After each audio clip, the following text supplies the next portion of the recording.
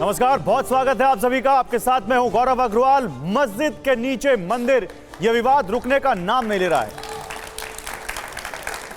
तो अयोध्या का तो फैसला हो गया, लेकिन काशी मथुरा के बाद मस्जिदों की नींव में मंदिर के अवशेष होने के दावे संभल और अजमेर तक पहुंच चुके हैं। विवाद की वजह से अनर्गल बयानबाजी हो रही है। मामला हिंसा तक जा पहुंचा है। देश के कुछ हिस्सों में माहौल तनावपूर्ण हो गया है। संभल में क्या हुआ हम सभी ने देखा है। सवाल यह है कि मस्जिदों की मिट्टी में मंदिरों का रहस्य क्या है? क्या यह इतिहास का भूला हिस्सा है? क्या यह पब्लिसिटी स्टंट है, या फिर वोट हासिल करने के लिए राजनीतिक पार्टियों का कोई नया हथियार है?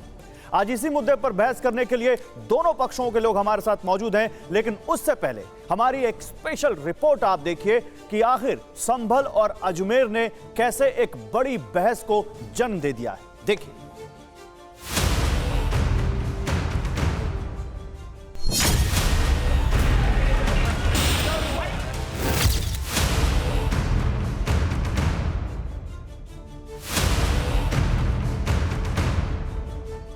लग गई लग गई।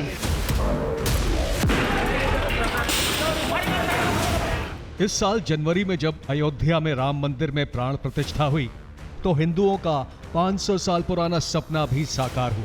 वो सपना था अपने आराध्य को उनकी जन्मस्थली में प्रतिष्ठित करने का। वो सपना था अयोध्या में मर्यादा पुरुषोत्तम राम के दिव्य दर्शन का। राम मंदिर पर जब सुप्रीम कोर्ट से फैसला आया तो माना गया कि देश में अब मंदिर मस्जिद विवाद सुलझ गए हैं और अब ऐसे मामले सामने नहीं आएंगे। लेकिन काशी मथुरा का मुद्दा तो गर्म हुआ ही। बीच बीच में चर्चा में आते रहे धार का भोजशाला, कुतुब मीनार परिसर में कुव्वत उल इस्लाम मस्जिद, ताजमहल को तेजो महालय साबित करने के दावे और हाल के कुछ दिनों में सुर्खियों में आए संभल अजमेर के मुद्दे। मस्जिदों के नीचे मंदिर खोजे गए तो बवाल भी हुआ। यूपी के संभल में पिछले हफ्ते हिंसा हो गई। 4 लोगों की जान चली गई। तनाव इतना बढ़ गया कि संभल को छावनी में तब्दील करना पड़ा। ये तब हुआ जब संभल की जामा मस्जिद के नीचे हरिहर मंदिर होने का दावा किया गया। निचली अदालत ने सर्वे का आदेश दिया तो 24 नवंबर की सुबह सर्वे टीम पहुंची और उसके बाद हिंसा भड़क उठी। ये पृथ्वीराज चौहान का मंदिर था, हरिहर मंदिर। उनकी ये राजधानी थी संभल, पहले राजधानी थी संभल। ये मंदिर उनका विशेष मंदिर था। ये उसमें रोज नित्य प्रति रोज पूजा करते थे। ये बेबुनियाद है और ऐसा कुछ नहीं हुआ है। ये फिरोज शाह तुगलक के टाइम की पीरियड की मस्जिद है और जो समय समय पर ये रेनोवेट होती है। संभल में तनाव बरकरार है, लेकिन अजमेर में भी हिंदू मुस्लिम वाला धर्म युद्ध छिड़ा। हिंदू सेना की ओर से अजमेर की सिविल कोर्ट में याचिका दायर की गई और कहा गया कि अजमेर शरीफ दरगाह असल में संकट मोचन महादेव का मंदिर है।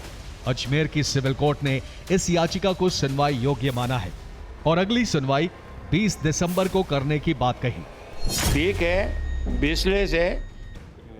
ये न्याय प्रक्रिया के अंदर जो उन्होंने कोर्ट के अंदर किया है, इसका जवाब मैं स्ट्रांगली कोर्ट में ही दूंगा। यहाँ मुगलों के आने के पहले या मुस्लिमों के आने के पहले जब हिंदुत्व स्थापित था तो सारे मंदिर थे। मंदिर मस्जिदों के विवादों ने भारतीय समाज में नई बहस छेड़ दी है। सवाल है कि क्या मस्जिद के नीचे मंदिर ढूंढने की मांग सही है? इन मामलों का आखिर समाधान क्या है? क्या धार्मिक स्थलों को सामुदायिक सौहार्द और शांति के प्रतीक के रूप में नहीं देखा जाना चाहिए, या फिर ऐसे मामलों में ऐतिहासिक प्रमाणों के आधार पर कोर्ट और पुरातत्व विभाग के तथ्यों का सम्मान करना चाहिए? तो संभल की जामा मस्जिद और अजमेर शरीफ दरगाह से जुड़े विवाद भारत की विविधता के साथ साथ चुनौतियों को भी दिखाते हैं। एक तरफ है देश की गंगा जमुनी तहजीब और दूसरी तरफ है इतिहास का बोझ। और शायद इसीलिए संभल से लेकर अजमेर तक मंदिर, मस्जिद, दरगाह सुर्खियां बन रहे हैं। देश के सांप्रदायिक भाईचारे को बनाए रखना हम सब की जिम्मेदारी है, लेकिन अदालतों में भी ऐसे मामले हैं जो मस्जिदों में मंदिरों की खोज में जुटे हैं। अजमेर और संभल का मामला भी ऐसा ही है। आइए आपको सुनाते हैं कि अजमेर और संभल विवाद पर AIMIM के अध्यक्ष असदुद्दीन ओवैसी और केंद्रीय मंत्री गिरिराज सिंह ने क्या कहा, सुनिए। नेहरू से लेकर जितने प्रधानमंत्री बने वो वहां पर चादर भिजाते हैं। आप बताइए क्या करना चाह रहे हैं लोग? आखिर क्यों इतनी नफरत पैदा कर दिए बीजेपी आरएसएस वाले मस्जिद दरगाहों के ताल्लुक से? प्रधानमंत्री नरेंद्र मोदी खुद चादर भिजाते हैं। अब बताइए उस पर क्या बोलेंगे वो? उन्होंने मिनिस्ट्री ऑफ माइनॉरिटी अफेयर्स को पार्टी बनाया, तो नरेंद्र मोदी की सरकार उसको बोलेगी कि वो दरगाह है ही नहीं है। हमारा काम है, किसी हिंदू ने अगर याचिका दायर की और कोर्ट ने अगर सर्वे के लिए आदेश दिया है तो इसमें दिक्कत क्या होनी चाहिए? ये सत्य है कि जब आक्रांता आए थे मुगल तो हमारे मंदिरों को तोड़ा था। अब आप कहेंगे कि कितने मस्जिदों पर आप ये बोलेंगे? और देखिए इस पर एक बड़ा पैनल, जैसा कि मैंने आपको कहा, पक्ष विपक्ष के लोग हमारे साथ हैं, तो जल्दी से आइए आपको उनका आपसे परिचय कराते हैं। मेरे साथ डॉक्टर ओम जी उपाध्याय हैं, आप निदेशक हैं Indian council of historical research के, आपका बहुत स्वागत है। मेरे साथ विष्णु शंकर जैन हैं, अधिवक्ता हैं, संभल मामले में भी पैरवी कर रहे हैं, इनका भी जोरदार तालियों से स्वागत कीजिए। मेरे साथ अमितोष पारिक हैं, वीएचपी से हैं। मेरे साथ साध्वी प्रज्ञा भारती थोड़ी देर में जुड़ेंगी। लेकिन दूसरी तरफ हमारे साथ डॉक्टर तस्लीम रहमानी हैं, प्रोफेसर जुनैद हैरिस हैं, सैयद जवाद हैं और एडवोकेट कामरान मलिक हैं, इनसे भी हम बात करेंगे। और अशोक कुमार पांडे, लेखक और इतिहासकार, और जस्टिस जकी उल्ला खान, पूर्व जज इलाहाबाद हाईकोर्ट, ये भी हमें ज्वाइन करेंगे। आप सभी का स्वागत है। लेकिन शुरुआत विष्णु शंकर जैन आपसे। बहुत आपने बातें रखी हैं संभल में, अजमेर में, ज्ञानवापी के मामले में। मेरा एक मूल सवाल है, क्यों बाढ़ आ गई है ऐसे मामलों की जहां मस्जिद के नीचे मंदिर ढूंढे जा रहे हैं? क्या हर मस्जिद के नीचे अब मंदिर ढूंढा जाएगा देश में? बताइए। एक्चुअली सवाल उल्टा होना चाहिए। सवाल ये होना चाहिए कि क्यों हर मंदिर को मस्जिद में तब्दील किया गया। तो ज्ञानव्यापी में कितने साल पहले? नहीं, बीच में कोई नहीं टोकेगा, बीच में कोई नहीं टोकेगा। आप बोल लीजिए, आप बोल लीजिए, आप बोल लीजिए। एक मिनट, मैं बताइए ना, आप बोल लीजिए। शुरू हुआ है, बहुत अच्छी बात है, बीच में लोगों ने टोक दिया तो मैं क्लियर कर देता हूँ। आप बोल मलिक साहब और आप सभी लोग बता रहे हैं, प्लीज रुकिए। नहीं, आप बोल लीजिए। एक मिनट, टाइम नहीं बता, एक मिनट रुकिए। अभी शो शुरू हुआ है। मैं एक चीज आप सभी आपको दिक्कत है, मैं अपनी बात कोई किसी का बीच में ना बोले। तो बता दीजिएगा, बता देंगे ना, पहले बात पूरी होने दीजिए। आप बीच में कैसे बोल रहे हो? बोलेंगे तो मुझे इंटरवीन करना पड़ेगा। क्या होता है भाई? हो जाता है, आपको जवाब देने के लिए कोई किसी का बीच में नहीं बोलेगा, और जो दूसरा बीच में बोलेगा उसको ऑडियो में डाउन करवा दूंगा। मैं पहले बोल रहा हूँ, और मैं इधर के लोगों को भी बोल रहा हूँ, इधर के लोगों को बोल रहा हूँ। विष्णु आप बोलिए, आपका टर्न है। और कोई भी आप सोचो यहाँ डोमिनेट कर लोगे तो डोमिनेट नहीं कर पाओगे सर। आप ऑफ करोगे, अगर आप डोमिनेट करना चाहते हो तो डोमिनेट नहीं कर पाओगे। मुझे देखिए, मैं अपनी बात रख रहा हूँ, रखूंगा। वहां से चिल्ला चिल्ली करके कुछ नहीं होगा। नहीं जा रही, दाढ़ी पे मत जाना, उनकी बात होने विष्णु आप तिलक पे भी आप जाओ, यहाँ दाढ़ी और तिलक दोनों है। और मैं अपनी बात रखूंगा, विषय पे बात कर लीजिए। बोलोगे ना तो बोलने नहीं दूंगा। आप अगर बीच में बोलोगे तो बोल नहीं पाओगे, एडवोकेट और ऐसी बातें नहीं बोल पाओगे, बिल्कुल अच्छा नहीं लगता। आपके आसपास बोलने नहीं जा रहे, वो तो नहीं बोल रहे। आप क्यों बोल रहे हैं? ऐसे बहस आप चारों भी नहीं बोल पाओगे, समझ लो। आप बोलिएगा, आप पहले विष्णु आप बोलिए। भी नहीं कुछ उनके पास बोलने के लिए, भी नहीं कुछ बोलने के लिए उनके पास। बिल्कुल बिल्कुल, अकेले बोल ही रहे हैं आप, अकेले बोल ही रहे हैं। देश में उन्माद मचा हुआ, अकेले बोल ही रहे हैं। कोई ना बोले, यही तो चाहते हैं कि कोई ना बोले। आप चाहते तो यही है कि कोई ना बोले, सिर्फ आप बोले। यही तो चाहते हैं आपकी जमहूरियत रहे, बहस डिटेल हो जाएगी। सिर्फ आपकी आवाज चलेगी। कैसे कह रहे हैं कि आप कह रहे हैं विष्णु मुद्दे पे आइए। आप बोलिए, बात नहीं करने देंगे, हम भी आपको नहीं बोलने देंगे। बात मत कीजिए, विष्णु मुझसे बात कीजिए। आप मुझे बोलिए। यहाँ पे आपसे मैं बहस करने नहीं आया हूँ। उनकी आवाज नहीं जा रही, यहाँ पे आपसे डिबेट करने नहीं आया हूँ मैं। सबके अंदर उनकी आवाज नहीं जा रही, आप मुझे बोलिए। आपको अगर गुस्सा है ना तो आप सोचो अपना गुस्सा निकाल के डोमिनेट कर लो, तो आप डोमिनेट नहीं कर पाओगे सर। हम अपनी बात रखेंगे बात। आप अकेले बोलने वाले नहीं है। विष्णु आप मुझे देख के बोलिए। विष्णु आप मुझे देख के बोलिए। दूसरे लोगों के पास आप उनको चुप कराइए ना, आवाज नहीं जा रही होने, नहीं जा रही होने। माइक डाउन है उनका, माइक डाउन कर दीजिए पीसीआर। इनकी आवाज आएगी कोई। आप बोलिए, मुझे देख के बोलिए। देखिए सवाल यह है कि मंदिरों को तोड़ के मस्जिद क्यों बनाई गई। मैं सवाल पूछना चाहता हूं कि क्यों कुतुब मीनार के बाहर लिखा हुआ है कि यह जगह 27 जैन मंदिर और हिंदू मंदिर को तोड़ के उसके मलबे से बनाई गई है। सही है कि गलत है, बताइए चारों लोग। और क्या मुझे बोलिए, हाँ ठीक है, मुझे बोलिए। और वहां पे जो देवी देवताओं के हाथ काटे गए, सर काटे गए, क्या वो सही है? ज्ञानव्यापी में जो शिवलिंग है, जिसको आप कह रहे हो फाउंटेन है, हम कह रहे हो उसकी जांच हो जाए कि शिवलिंग है कि फाउंटेन है। दूध का दूध, पानी का पानी हो जाएगा। पर ऐसा कैसे हो सकता है कि शिवलिंग है उस पर वसु होता रहे, हाथ पैर धुलते रहे? ऐसा नहीं होने देंगे सर। और उसके लिए जो मेरी न्यायिक ड्यूटी है वो मरते दम तक मैं करता रहूंगा। लेकिन एक बात और, एक मिनट, सवाल ये आपका सवाल ही गलत है। मस्जिद के नीचे मंदिर, नो सर। मंदिर को मस्जिद में कन्वर्ट किया गया है, ये वो केसेस है देखिए मैं आपको बता दूं, अजमेर दरगाह के केस में मैं वकील नहीं हूं, जो मैं केसेस में वकील हूं उसके फैक्ट्स में आपके सामने रख सकता हूं। ज्ञानव्यापी का केस चीख चीख के कह रहा है कि एक हिंदू मंदिर का परिसर है। जो मथुरा श्री कृष्ण जन्मभूमि का केस है वो चीख चीख के कह रहा है कि हिंदू मंदिर का परिसर है। भोजशाला में एएसआई ने क्या रिपोर्ट दी 98 डेज के सर्वे के बाद? ये मां सरस्वती का स्थान है। 7 अप्रैल 2003 को क्या आदेश पारित कर दिया? तो फिर 1991 में वो एक्ट क्यों लाना पड़ा? हम सब जानते हैं मुगल आए इस देश में, उन्होंने बर्बरता की, बहुत सारे मंदिर तोड़े और आज मैं जवाब दे फिर ये 1991 का एक्ट क्यों लाया गया? पहले बताइए 1991 का एक्ट है कि संविधान है? संविधान और एक्ट में फर्क होता है ना। नहीं तो कानून तो संविधान से, देश तो कानून से चलता है। कानून से चलता है तो देश में सीए भी लागू होना चाहिए था। दंगे क्यों हुए सीए को लेके? लागू हो गया सीए। कहां लागू हो रहा है अभी? अब आप ये पूछे नागरिकता दी जा रही है। तो ठीक है, अभी वक्फ एक्ट में अमेंडमेंट आएगा, मान लेंगे। वक्फ एक्ट भी पार्लियामेंट पड़ेगा, नहीं मानेंगे, मानना पड़ेगा, विरोध करेंगे। मैं कुछ और कह रहा हूं। पहली बात, अगर कोई इस पार्लियामेंट ने गलत कानून पास किया है तो डेमोक्रेसी में हमारा हक है कि हम उसका विरोध करें। Point number 1।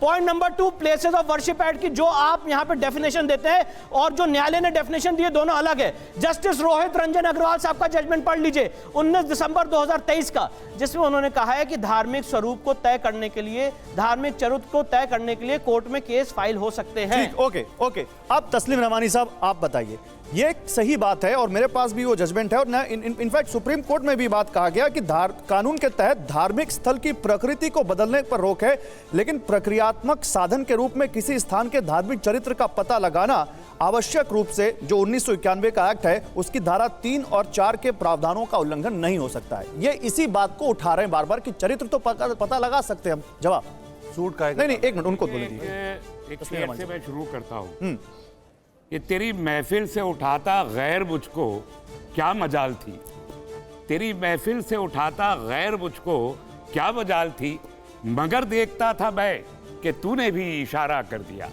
तो ये जो इशारे हैं जो आप पढ़ रहे हैं, ये वर्डिक्ट नहीं है। वर्डिक्ट नहीं है, ये ऑब्जर्वेशन है, कोर्ट का ऑब्जर्वेशन है। जो एप्लीकेबल हो ये लाजमी नहीं है, लेकिन इस इशारे के जरिए जो अदालत ने जो इशारा दिया, उस इशारे का फायदा विष्णु शंकर जैन और इन जैसे और बहुत सारे वकीलों ने उठाया और ये जगह जगह मस्जिदों के ऊपर दावे इसके जरिए शुरू हुए। दूसरी बात मैं कहना चाहता हूं, 1991 का जो एक्ट है, एक चीज मैं टोकना चाहता हूं, आपको एक चीज टोकना चाहता हूं। सुप्रीम कोर्ट का ऑब्जर्वेशन है, लेकिन इलाहाबाद हाईकोर्ट ने अपने फैसले में ज्ञानवापी के मामले में यह कहा है कि हिंदू पक्ष की ओर से निचली अदालत में दाखिल दावे को सुनवाई के लिए पूजा स्थल कानून 1991 की धारा 4 के तहत प्रतिबंधित नहीं किया जा सकता। ये इलाहाबाद हाईकोर्ट का फैसला है। मैं दूसरी बात कह रहा हूं, मैं देखिए, एक तो मैं लीगल लिटिगिटीज में जाऊंगा ही नहीं, ठीक है, बिकॉज मैं लॉयर नहीं हूं। वो लॉयर है या ये लॉयर है, ये बात करेंगे, ठीक है। मैं ये कह रहा हूं कि 1991 का जो एक्ट है आपको वो पसंद नहीं है तो या तो आप तो भारतीय जनता पार्टी के लोग हैं ना, 11वां साल चल रहा है सरकार को, क्यों अभी तक इस एक्ट को रिपील नहीं कर दिया? पार्लियामेंट अगर गलत, आपने कहा गलत है तो रिपील कर दीजिए, आपके पास इख्तियार है, आप जैसे चाहे कर सकते हैं। आपने 11 साल में उसको रिपील नहीं किया, आपने सुप्रीम कोर्ट ने इस पर सवाल पूछा, आपने उसका जवाब नहीं दिया आज तक, क्या कहना चाहते? ठीक, ओके, मैं इस पर एक जवाब देता हूं और एक इल्तिजा है रहमानी साहब, एक इल्तिजा है। आप बड़े सीनियर प्रवक्ता हैं, छोटी बातें रखते हैं, जल्दी रखते हैं, सब लोग बोले ताकि 10 सेकंड में पूरी कीजिए। या तो मोहन भागवत जी ने जो बयान दिया था, हाँ ठीक है, कि हर मस्जिद के नीचे मंदिर ढूंढना ठीक नहीं है, या तो मोहन भागवत जी कहें कि वो बयान गलत था, या फिर वो मोहन भागवत जी अब कहे कि जो कुछ ये लोग कर रहे हैं वो गलत है, या फिर वो ये कहे कि ये बागी है। क्योंकि आपने मोहन भागवत के बयान का जिक्र किया है, मोहन भागवत के बयान का जिक्र किया है, जून सुनिए तो ये बागी है, जून 2022 का बयान है, नागपुर में प्रशिक्षण शिविर में बोल रहे थे, सुनाइए जरा क्या कहा था उन्होंने। पीछे सुनाइए मोहन भागवत ने क्या कहा था। ठीक है, प्रतीकात्मक कुछ हमारी विशेष श्रद्धा थी, ऐसे स्थानों के बारे में हमने कहा, लेकिन रोज एक मामला निकालना नया, ये भी नहीं करना चाहिए। हमको झगड़ा क्यों बढ़ाना है? ज्ञानवापी के बारे में हमारी कुछ श्रद्धाएं हैं, परंपरा से चलती आई, हम कर रहे, ठीक है, परंतु हर मस्जिद में शिवलिंग क्यों देखना? तो भाई वो भी एक पूजा है, ठीक है, बाहर से आई है, लेकिन जिन्होंने अपनाई है वो मुसलमान, वो बाहर से संबंध नहीं रखते, ये उनको भी समझना चाहिए। यद्यपि पूजा उनकी उधर की है, उसमें वो रहना चाहते तो अच्छी बात है, हमारे यहाँ किसी पूजा का विरोध नहीं। विश्व हिंदू परिषद से अमितोष हमारे साथ हैं। अमितोष, खुद मोहन भागवत जी कह रहे हैं कि हर मस्जिद में शिवलिंग क्यों ढूंढना, तो फिर ये क्यों अचानक से संभल, अजमेर और फिर धार की भोजशाला जैसे मामलों की बाढ़ आ गई है? मोहन भागवत जी का जो बयान आपने कोट करा और जिसको मिस इंटरप्रेट या करा जा रहा है, उन्हें ठीक कहा। और उन्होंने ये कहा कि हर मस्जिद के अंदर में शिवलिंग नहीं ढूंढना, लेकिन उन्होंने ये नहीं कहा कि आप किसी भी मस्जिद में जाके अपना दावा कोर्ट में पेश नहीं कर सकते। और ठीक है, हम नहीं ढूंढ रहे शिवलिंग, हम कृष्ण ढूंढ लेंगे, हम राम ढूंढ लेंगे। अरे मेरे को एक बात बताइए, इस देश के अंदर में मंदिर ढूंढ के मस्जिदें बनाई, तब किसी ने नहीं पूछा। और आज अगर हिंदू, नहीं मेरी बात कंप्लीट कर, आज हिंदू अगर अपनी आस्था की लड़ाई न्यायालय के समक्ष जाके लड़ रहा है, आप में और उनमें, हम में और उनमें एक ही अंतर है साहब। वो अंतर ये है कि हमारी आस्था आज भी हम न्यायपालिका से लेते हैं। अच्छा। और वो है जो सड़कों पे उतर के पथराव करता है। ओके। बहुत बड़ा अंतर है, इसको समझना चाहिए। और प्लेस ऑफ वर्शिप एक्ट की जो बात ला रहे हैं, लगातार इसको टूल बनाया गया, सेक्युलरिज्म को टूल बनाया गया। जब प्लेस ऑफ वर्शिप एक्ट लाया गया था, क्यों लाया गया था? कि हिंदू देवी देवताओं की आस्था के ऊपर में प्रहार करके मस्जिद बना दी। उस कैसे प्रहार को हर हिंदू देखता रहे, कैसे शर्मसार होता रहे, उसको नहीं खत्म करेंगे। अमितोष, आपसे एक सवाल पूछता हूं। आप विश्व हिंदू परिषद से हैं। विश्व हिंदू परिषद की जब स्थापना की गई थी तो क्या उद्देश्य था? धर्म रक्षित रक्षिता आज भी हुई है। हाँ, धर्म रक्षित रक्षिता उनका जो रेजोल्यूशन था, सुनिए मैं आपके सामने एक फैक्ट लेकर आता हूँ। 31 अक्टूबर और 1 नवंबर 1985 को कर्नाटक के उडुपी में जो द्वितीय धर्म संसद हुई, क्योंकि आपकी साइट पर पहली धर्म संसद का कोई वहां पर रेजोल्यूशन मिलता नहीं, सेकंड से स्टार्ट होता है। तो आपकी वेबसाइट पर जो द्वितीय धर्म संसद का रेजोल्यूशन है, जो 8 प्रस्ताव पास किए गए, उनमें 7वां जो प्रस्ताव है वो ये कहता है कि श्री राम जन्मभूमि, श्री कृष्ण जन्म स्थान और काशी विश्वनाथ मंदिर, इन तीनों स्थानों को तत्काल हिंदू समाज को सौंप दिया जाए। 3 है, ठीक है। इसके बाद ना संभल है, ना अजमेर है, सुनिए मेरी बात, ना अजमेर है, ना धार की भोजशाला है। और ये मामला उस द्वितीय धर्म संसद से पहले के हैं अदालतों में। तो वो अगर विश्व हिंदू परिषद ने अपने धर्म संसद में इन मामलों को जगह नहीं दी, तो क्या वो नहीं जानते थे इन मामलों को, या विश्व हिंदू परिषद अब अपना गोल पोस्ट चेंज कर रहा है? अब मैं आपको बताता हूं, जो रिजोल्यूशन की आप बात कर रहे हैं, उस रिजोल्यूशन में विश्व हिंदू परिषद आज भी उसी रिजोल्यूशन पे खड़ा है। लेकिन क्या विश्व हिंदू परिषद, बोल रहा हूं ना, क्या विश्व हिंदू परिषद किसी भी हिंदू को न्यायालय जाने से रोक देगा? आप उनमें संविधान बदल देंगे, ले ले उससे उसका संविधान, जैसे कांग्रेस सरकार ने हिंदू से संविधान छीना, ले ले उससे अधिकार कि वो न्यायालय में जाके अपने मंदिर की लड़ाई नहीं लड़ सकता। ले ले उससे संविधान की धाराएं कि जो बोलते कि मंदिरों में घंटी नहीं बजाएगी क्योंकि नमाज होगी, तो ले ले उसे जय श्री राम के नारे को बोलने का, भड़काने का। मुझे लगता है कि इस तरह के पहलू में ना पढ़ते हैं ना पढ़ना चाहिए। हिंदू का अधिकार है, हिंदू राष्ट्र, कौन सा संविधान छीना कांग्रेस ने? कौन सा संविधान नहीं छीना? हिंदू कोड भी लाया गया, मैं बताता हूं, हिंदू कोड भी लाया गया, प्लेस ऑफ वर्शिप एक्ट लाया गया, 25-26 में कन्वर्जन करा दिए गए, सेकुलर और सोशलिस्ट जोड़ा गया संविधान में, 42nd अमेंडमेंट लाके सेकुलर जोड़ दिया बिना डिबेट के। तो 10 साल से तो विष्णु इन्हीं की सरकार है, क्यों नहीं चेंज करवा देते? 1991 का है ये। मैं एक लीगल व्यक्ति हूं, तो मैं तो लीगली तर्क के आधार पे कह रहा हूं कि कैसे गलत है। जैसे फॉर एग्जांपल 1976 में जब ये देश इमरजेंसी के काल से गुजर रहा था, आज यहाँ पे जब्बार भाई हैं, हमारे जुनैद भाई हैं, आज वफ पे चर्चा हो रही है ना, जेपीसी में एक्सटेंशन दिया गया ना, सबको अपनी बात करने का मौका दिया जा रहा है ना, नहीं दिया जाएगा तो आगे बोलेंगे ना। मैं पूछना चाहता हूं, हमें कहां मौका दिया गया? सेकुलर और सोशलिस्ट ना जोड़ा जाए, इस पे क्या कोई डिबेट हुई? आपने लाके इमरजेंसी में जोड़ दिया, थोप दिया हमारे ऊपर। कोर्ट में क्या हुआ? एक मिनट नहीं, डॉक्टर अभी कामरान मलिक जी बोलेंगे। एक मिनट नहीं, कामरान मलिक, ये जो सोशल और सोशलिस्ट और सेकुलर, हालांकि उस पर बहस आज नहीं है, लेकिन ये कह रहे हैं कि हम जो भी कर रहे हैं कानून के मुताबिक कर रहे हैं, कोर्ट में जा रहे हैं, हम सड़क पे उतर कर पत्थर तो नहीं चला रहे ना। इसका क्या जवाब है? देखिए, एक चीज मैं बताता हूं आपको, 500 साल पुरानी बात नहीं करी इन्होंने। मैं भाई से यही कह रहा था कि आप जो है टाइम पीरियड कोट करो। 500 साल पुराना मुद्दा आज की डेट में उठाना, जो क्या कहते हैं, बिल्कुल भी जो है कहते हैं किसी भी कोर्ट के अंदर एडमिसिबल नहीं है। मतलब हिंदुस्तान के किसी कोर्ट के अंदर एडमिसिबल है ही नहीं। और देखिए, ये जो गड़े हुए मुर्दे उखाड़े जा रहे हैं, इसको मैं एक कायरता कहूंगा। रीजन मैं बताता हूं आपको कि ब्रिटिश गवर्नमेंट आई इंडिया के अंदर, कोहिनूर जो है वो उसने इंडिया को जीता, कोहिनूर चला गया ब्रिटेन के पास। जब 1947 हुआ, 1947 में आजादी मिली, तो पाकिस्तान ने भी क्लेम किया और इंडिया ने भी क्लेम किया कि हमारा कोहिनूर वापस करो। और 2018 में सुप्रीम कोर्ट के अंदर पिटीशन फाइल करी गई। आर्कियोलॉजिकल सर्वे ऑफ इंडिया ने, कहना क्या चाहते हैं? आर्कियोलॉजिकल सर्वे ऑफ इंडिया ने ये कहा कि ब्रिटिश गवर्नमेंट उसको जीती थी और हमने सरेंडर किया था, आज वो हमारी मिल्कियत नहीं है। यानी जो चीज बरसों साल पुरानी बरसों साल पहले राजा महाराजाओं के टाइम पे जहां चली गई वहां चली नहीं गई। तो एएसआई ने क्या इस मामले में नहीं कामरान साहब कामरान मलिक साहब सुनिए, आपने एएसआई की रिपोर्ट का हवाला दिया। सुनिए सवाल भी सुनिए, आपने एएसआई की रिपोर्ट का हवाला दिया कि उन्होंने कहा कि ये ब्रिटिश हुकूमत ने हमसे जीता और वहां चला गया। क्या एएसआई ने संभल के मामले में ऐसे कोई रिपोर्ट दी है कि वहां पर बाबर ने या मुगलों ने वो मंदिर जीत लिया, हमने उनको सौंप दिया इसलिए वहां पर मस्जिद बना दिया जाए? ऐसा कोई हिस्ट्री इनके पास भी नहीं है। एएसआई की रिपोर्ट है, मेरे पास आइएगा। 1875 में एएसआई की रिपोर्ट मेरे पास आइएगा। Number one history is not admissible in the court of law. अब लीजिए किसने किया? अभी आप हिस्ट्री का एग्जांपल दे रहे थे। It is a secondary evidence. Evidence तो है, इट सपोर्ट द एक्शन 58 है Indian evidence act. It should be. और अयोध्या में राम मंदिर केस में हिस्ट्री Okay, अप्लाई किया गया okay. Another evidence. Let's clarify it also. एक मिनट, इसको भी क्लैरिफाई करते हैं। होल्ड ऑन, इसको भी क्लैरिफाई करते हैं। संभल पर हिंदू पक्ष और मुस्लिम पक्ष के अपने दावे हैं, आपको बताते हैं ये दावे क्या है। संभल में मंदिर मस्जिद पर क्या तर्क है, हिंदू पक्ष और मुस्लिम पक्ष क्या क्या कह रहा है समझिए। हिंदू पक्ष कह रहा है कि यह हरिहर मंदिर है जिसको तोड़कर मस्जिद बनाया गया। मुस्लिम पक्ष कह रहा है कि हमेशा से यह ऐतिहासिक शाही मस्जिद थी।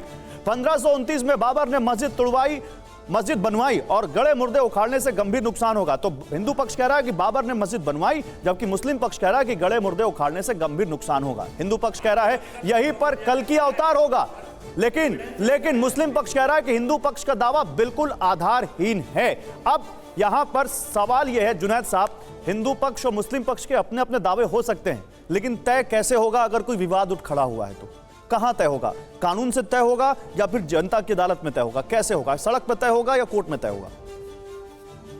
देखिए, जब हमारा मुल्क आज़ाद हुआ था और आज़ादी के बाद हिंदू, मुस्लिम, सिख, ईसाई और जितनी कम्युनिटीज़ थी सबको साथ मिलकर के सिर्फ चलने की बात नहीं थी, बल्कि मुल्क को तामीर करने की बात भी थी। और जितने इस तरह के मुद्दे थे, आप समझ लीजिए एक तरह से दब से गए, ख़त्म से हो गए थे कि अब हम नए सिरे से नए हिंदुस्तान की तामीर करेंगे। और एक चीज़ बहुत क्लियर कि मौलाना आज़ाद ने कहा था कि हिंदू और मुसलमान बांट करके अगर हमें आज़ादी मिली तो वो आज़ादी भी नहीं चाहिए। और इस मुल्क में बहुत बड़ा जुर्म हुआ कि पाकिस्तान जैसा मुल्क बनाया गया, और जाहिर सी बात है इससे बड़ा जुर्म मैं कुछ और नहीं मानता।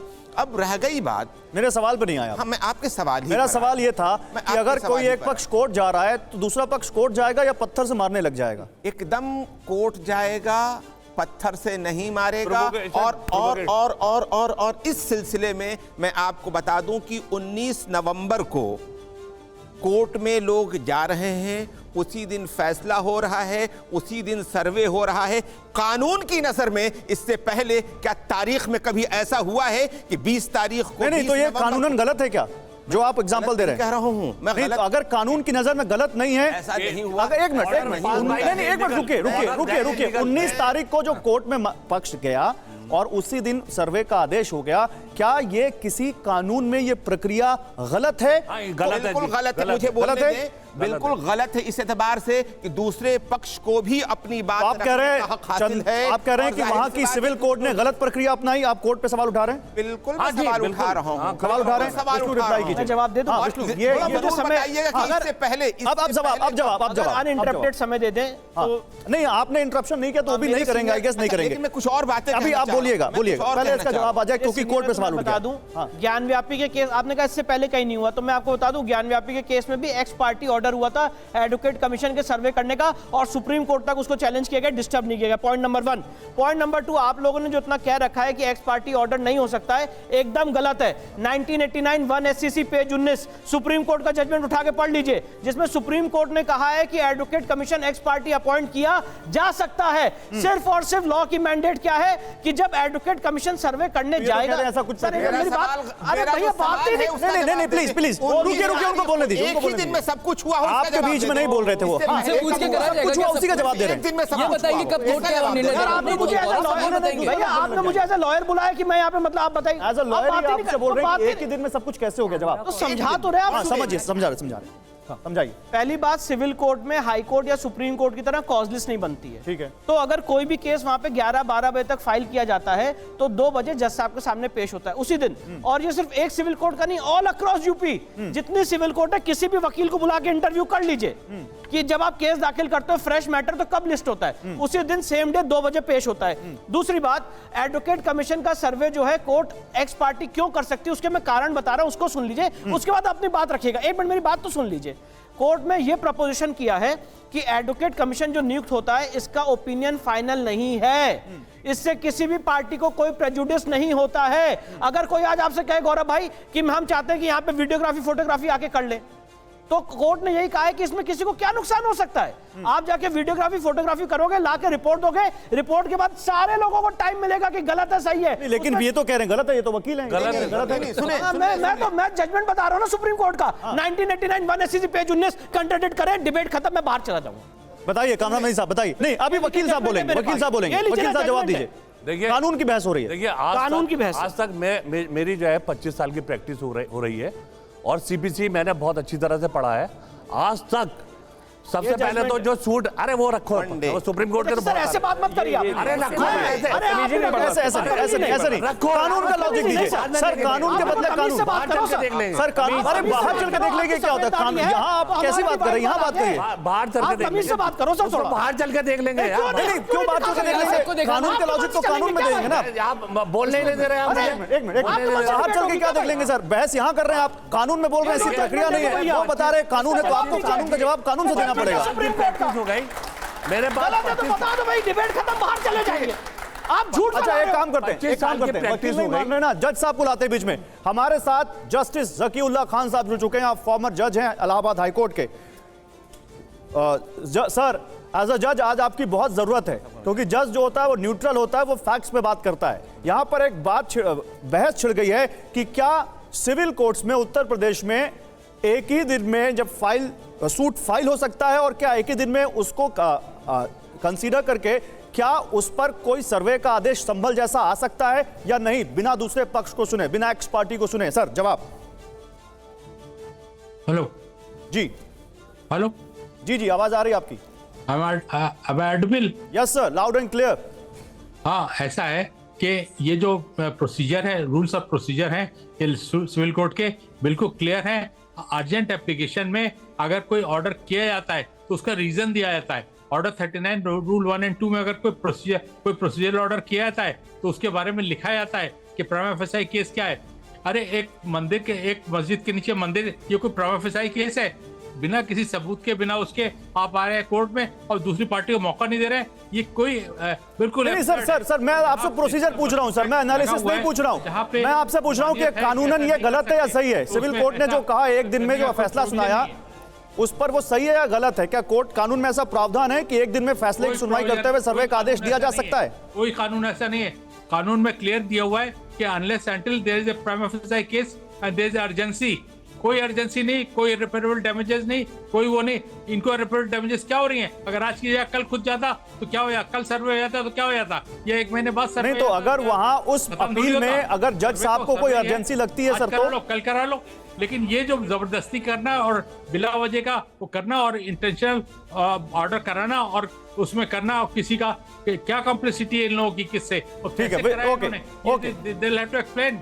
Let me ask to Vishnu sir. नहीं, अभी विष्णु जवाब देंगे, विष्णु जवाब देंगे। विष्णु बात कर, आप क्लियरिफाई करवा रहे हैं।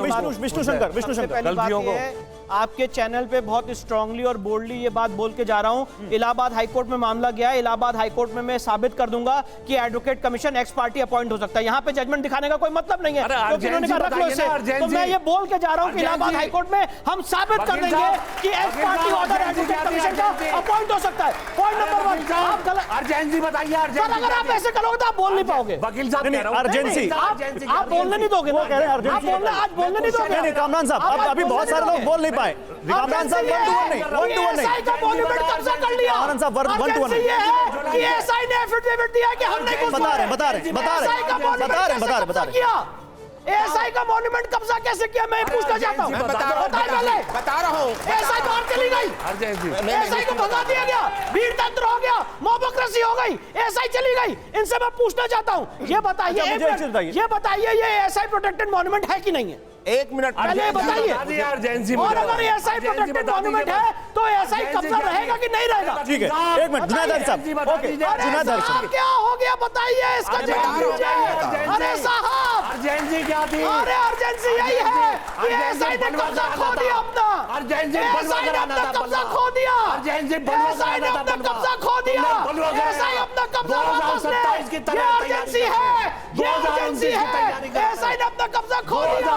अच्छा हो गया अब हो गया देखिए बॉटल गिर गई आपकी, हो गया कामरान मलिक साहब हो गया, मैंने बीच में अनइंटरप्टेड दिया आपको, हो गया आपने 25 बार गान बोल दी। 5 मासूम रुक जाइए हो गया विष्णु अभी 2 लोग उधर नहीं बोल पाए, 1 लोग उधर नहीं बोल पाए, अब रुकिए अभी रुकिए, आप दोनों लोग रुकिए, दोनों लोग रुकिए, अभी 2 लोग इधर से नहीं बोले, 2 लोग उधर से नहीं बोले। ओम जी अभी मैं इस सवाल पे आऊंगा। ओम जी आप इतिहासकार हैं, मुझे इस बात का जवाब दीजिए। 1236 में एक सूफी संत की मौत, जय श्री राम के वहां पर एक मजार बनती है, एक दरगाह बनती है, और 2024 में आपको ये पता चलता है जय श्री राम की बात कर रहे हैं, उनको शांत कराइए। गलत नहीं, ये सारी बातें आप बीच में क्यों बोल रहे हैं? आप बीच में क्यों बोल रहे हैं? मैं चुप करा रहा हूँ, आप बोल रहे हैं फिर वो बोल रहे हैं। रुकिए नहीं कोई नहीं बोलेगा, विष्णु आप भी नहीं बोलेंगे, विष्णु चुप हो जाइए प्लीज, चुप हो जाइए। अभी ओम जी उपाध्याय आपकी आवाज ऑन एयर नहीं जा रही है, कामरान मलिक आपकी आवाज ऑन एयर नहीं जा रही। ओम जी उपाध्याय 1236 में एक सूफी संत की मौत होती है, वहां दरगाह बनती है, उसके बाद राजपूतों का शासन आता है, और राजपूत जो राजा थे उनको नहीं पता चलता कि इस दरगाह को मंदिर तोड़ के बनाया गया है। आज वहां 2024 में आपको ये ध्यान आ रहा है कि वहां पर मंदिर था। गौरव पहले तो 2 बात, और वो भी केवल एक किताब के बल पे। गौरव जी केवल एक बात, और अर्जेंसी क्या थी वहां? 1 मिनट। एक तो ये जो घुसते ही मैंने विष्णु भाई से यही कहा कि ये जो आपने टाइटल आज की रखी है, मेरी सहमति नहीं है इससे। मस्जिद के नीचे मंदिर खोज के पीछे कैसी सोच, सर लोकतंत्र में असहमत हो सकते हैं। मंदिरों को ध्वस्त करके मंदिर बनाया गया, वो बनाने के पीछे कैसी सोच थी, डिबेट तो आपको इस पे करनी चाहिए। सर आप मंदिरों को लगातार ध्वस्त करके मस्जिद बनाए गए, डिबेट उस पर होनी चाहिए, एक बात। दूसरी बात, संभल और अजमेर का मुद्दा आपने उठाया। अभी ये बात आ रही थी कि संभल के लिए कोई एएसआई रिपोर्ट नहीं है, कोई ऐतिहासिक साक्ष्य नहीं है। मुझे थोड़ा समय दीजिएगा, मैं केवल इतिहास के पन्नों के साथ, तस्लीम साहब हैं यहाँ पे और जुनैद जी, मैं इंटरफियर नहीं करूंगा। 3 मिनट मत करिए, 3 मिनट दे दीजिएगा। 1.5 घंटे की डिबेट में 3 मिनट मेरे लिए पर्याप्त है। मैं एकदम पन्नों के साथ वो बात स्पष्ट करूंगा कि क्यों है वो, क्या है। जी, एक तो संभल हमारे लिए महत्वपूर्ण क्यों है ये समझने की जरूरत है। हमारे 3 बहुत अच्छे प्रामाणिक जो पौराणिक साक्ष्य हैं, वो कहते हैं कि संभल भगवान कल्कि का वहां पे विष्णुयश नाम के ब्राह्मण के यहाँ जन्म होगा, इसलिए वो हमारी चेतना में, हमारी श्रद्धा और आस्था का केंद्र लंबे समय तक रहा। हमारा कल्कि पुराण, श्रीमद् भागवत महापुराण का 12वां स्कंद और स्कंद पुराण का 10वां अध्याय, ये चीख चिल्ला के कहते हैं। ठीक है, अब आइए इस्लामिक सोर्सेस क्या कहते हैं, क्यों हम संभल पे दावा कर रहे हैं, दावा चाह रहे हैं। अजमेर पे सवाल पूछा मैंने आपसे, उस पर भी आऊंगा, बस थोड़ा दे दीजिए ना। अजमेर पे भी आऊंगा। हरबिलास शारदा की 1911 की किताब है, पेज नंबर 88, 89, 90, केवल 3 पृष्ठ पढ़ लीजिए, आपको दूध का दूध, पानी का पानी हो जाएगा। और किसी आर्किटेक्चर को जानने वाले व्यक्ति को लेके उस जगह का दौरा कर लीजिए, ठीक है ना, कि कितना डिस्प्रपोर्शनेट स्ट्रक्चर है उसका। लेकिन संभल पे सुन लीजिए, मेरा सवाल इस पे ये था, मेरा सवाल पहले अजमेर पे सुन लीजिए। ठीक है, 1236 में एक सूफी संत की मौत होती है, वहां पर एक श्राइन बनाई जाती है, वहां पर हिंदू भी जा रहे हैं पूजने, मुस्लिम भी जा रहे हैं पूजने, और वो श्राइन एक सूफी संत की है, जिसको इस्लाम में भी बहुत सारे जो सेक्ट हैं वो बहुत अच्छी नजर से नहीं देखते। उसके बाद वहां राजपूत शासन भी बहुत सारा होता है, राजा भी बहुत सारे आए और गए, उन लोगों को वो मंदिर नहीं दिखा। आज 2024 में हम बैठे हैं और एक सेना, हिंदू सेना के नाम से एक कोई संगठन आता है और कहता है कि नहीं जी, मैंने 2 साल रिसर्च किया, 1911 में किताब लिखी गई थी, उस किताब में कुछ पेजेस में लिख दिया गया कि यहाँ पर कुछ चीजें ऐसी हैं जो मंदिर जैसी दिखती हैं, इसलिए ये मंदिर था, शिव मंदिर है और यहाँ पर मंदिर होना चाहिए। ये कैसे संभव है सर? इसकी जांच में समस्या क्या है? किसी सच को खोजने में समस्या क्या है? और किसी ऐसे अरे गहरे व्यक्ति ने नहीं लिखा था गौरव जी। हरविलास शारदा की किताब है और ठीक से पढ़िए उसको, जहां पे वो चैप्टर 8 है, मैं आ रहा हूं चैप्टर 8 है, पेज नंबर 83 टू 99, केवल 3 पेजेस पढ़ लीजिए आप उसके। मेरे पास है वो पेजेस 93, 94, 96, 97 उसकी जांच हो जाए, सुनिए ना, उसकी जांच हो जाए, दूध का दूध पानी का पानी। सवाल तो यही है। ओम जी एक मिनट सही जवाब। और एक मिनट ओम जी आपके सवाल का जवाब लेता हूं। हाँ नहीं सही जवाब। जनाधारी साहब एक मिनट, सही जवाब बहुत देर से नहीं बोले। सही जवाब अगर मुझे बात करने, अच्छा तो आप ही मेरे सवाल का जवाब दीजिए। सवाल सुन लीजिए। ये कह रहे हैं कि अगर किसी ने क्लेम किया है तो जांच हो जाए, जांच में दिक्कत क्या है? इस छोटा सा सवाल, इसका जवाब। एकदम बिल्कुल, मैं उसी छोटा सा, जाहिर सी बात है कि जज का फैसला आ गया, मैं सुप्रीम कोर्ट की इज्जत करता हूं, जो भी फैसला आया मैं उसकी, मैं सिर्फ एक सवाल मैं आपके सामने रख रहा हूं कि जब हिंदुस्तान के अंदर अशोका के पोते बृहद्रथ का कत्ल कर दिया गया पुष्यमित्रा के द्वारा, और उसके बाद से लेकर, पूरी बात सुन लें, उसके बाद से लेकर के जब तक के गुप्ता हुकूमत कायम नहीं हो गई, बौद्ध विहार तोड़ दिए गए यहाँ से, और बहुत ज्यादा बुद्धों को मारा गया, और हिंदुस्तान से बाहर चाइना और जापान और दूसरी जगहों पर तो बौद्ध रहे, लेकिन यहाँ पर पूरी तरह से खत्म हुए। सवाल मैं ये कर रहा हूँ कि बड़े बड़े मंदिरों के बारे में, 84,000 मंदिरों के बारे में बौद्ध भिक्षु सवाल उठाते हैं, और मैं भी एक नागरिक की है। आप अभी मेरे सवाल से आप चले गए, मैं इसीलिए आपको बीच में टोक रहा हूँ। मेरा सवाल था कि वो कह रहे हैं कि भाई जांच हो, नहीं एक सवाल का जवाब आता नहीं, आप इधर चले जाते हैं। कुछ भी बोल रहे हैं प्रोफेसर, कि बौद्ध विहारों को नीचे से मंदिरों के निकाला जाए, इस सिलसिले में आपकी क्या राय है? अभी इस पर आता हूं मैं। ओम जी एक मिनट अब एक ओम जी एक मिनट हो गया।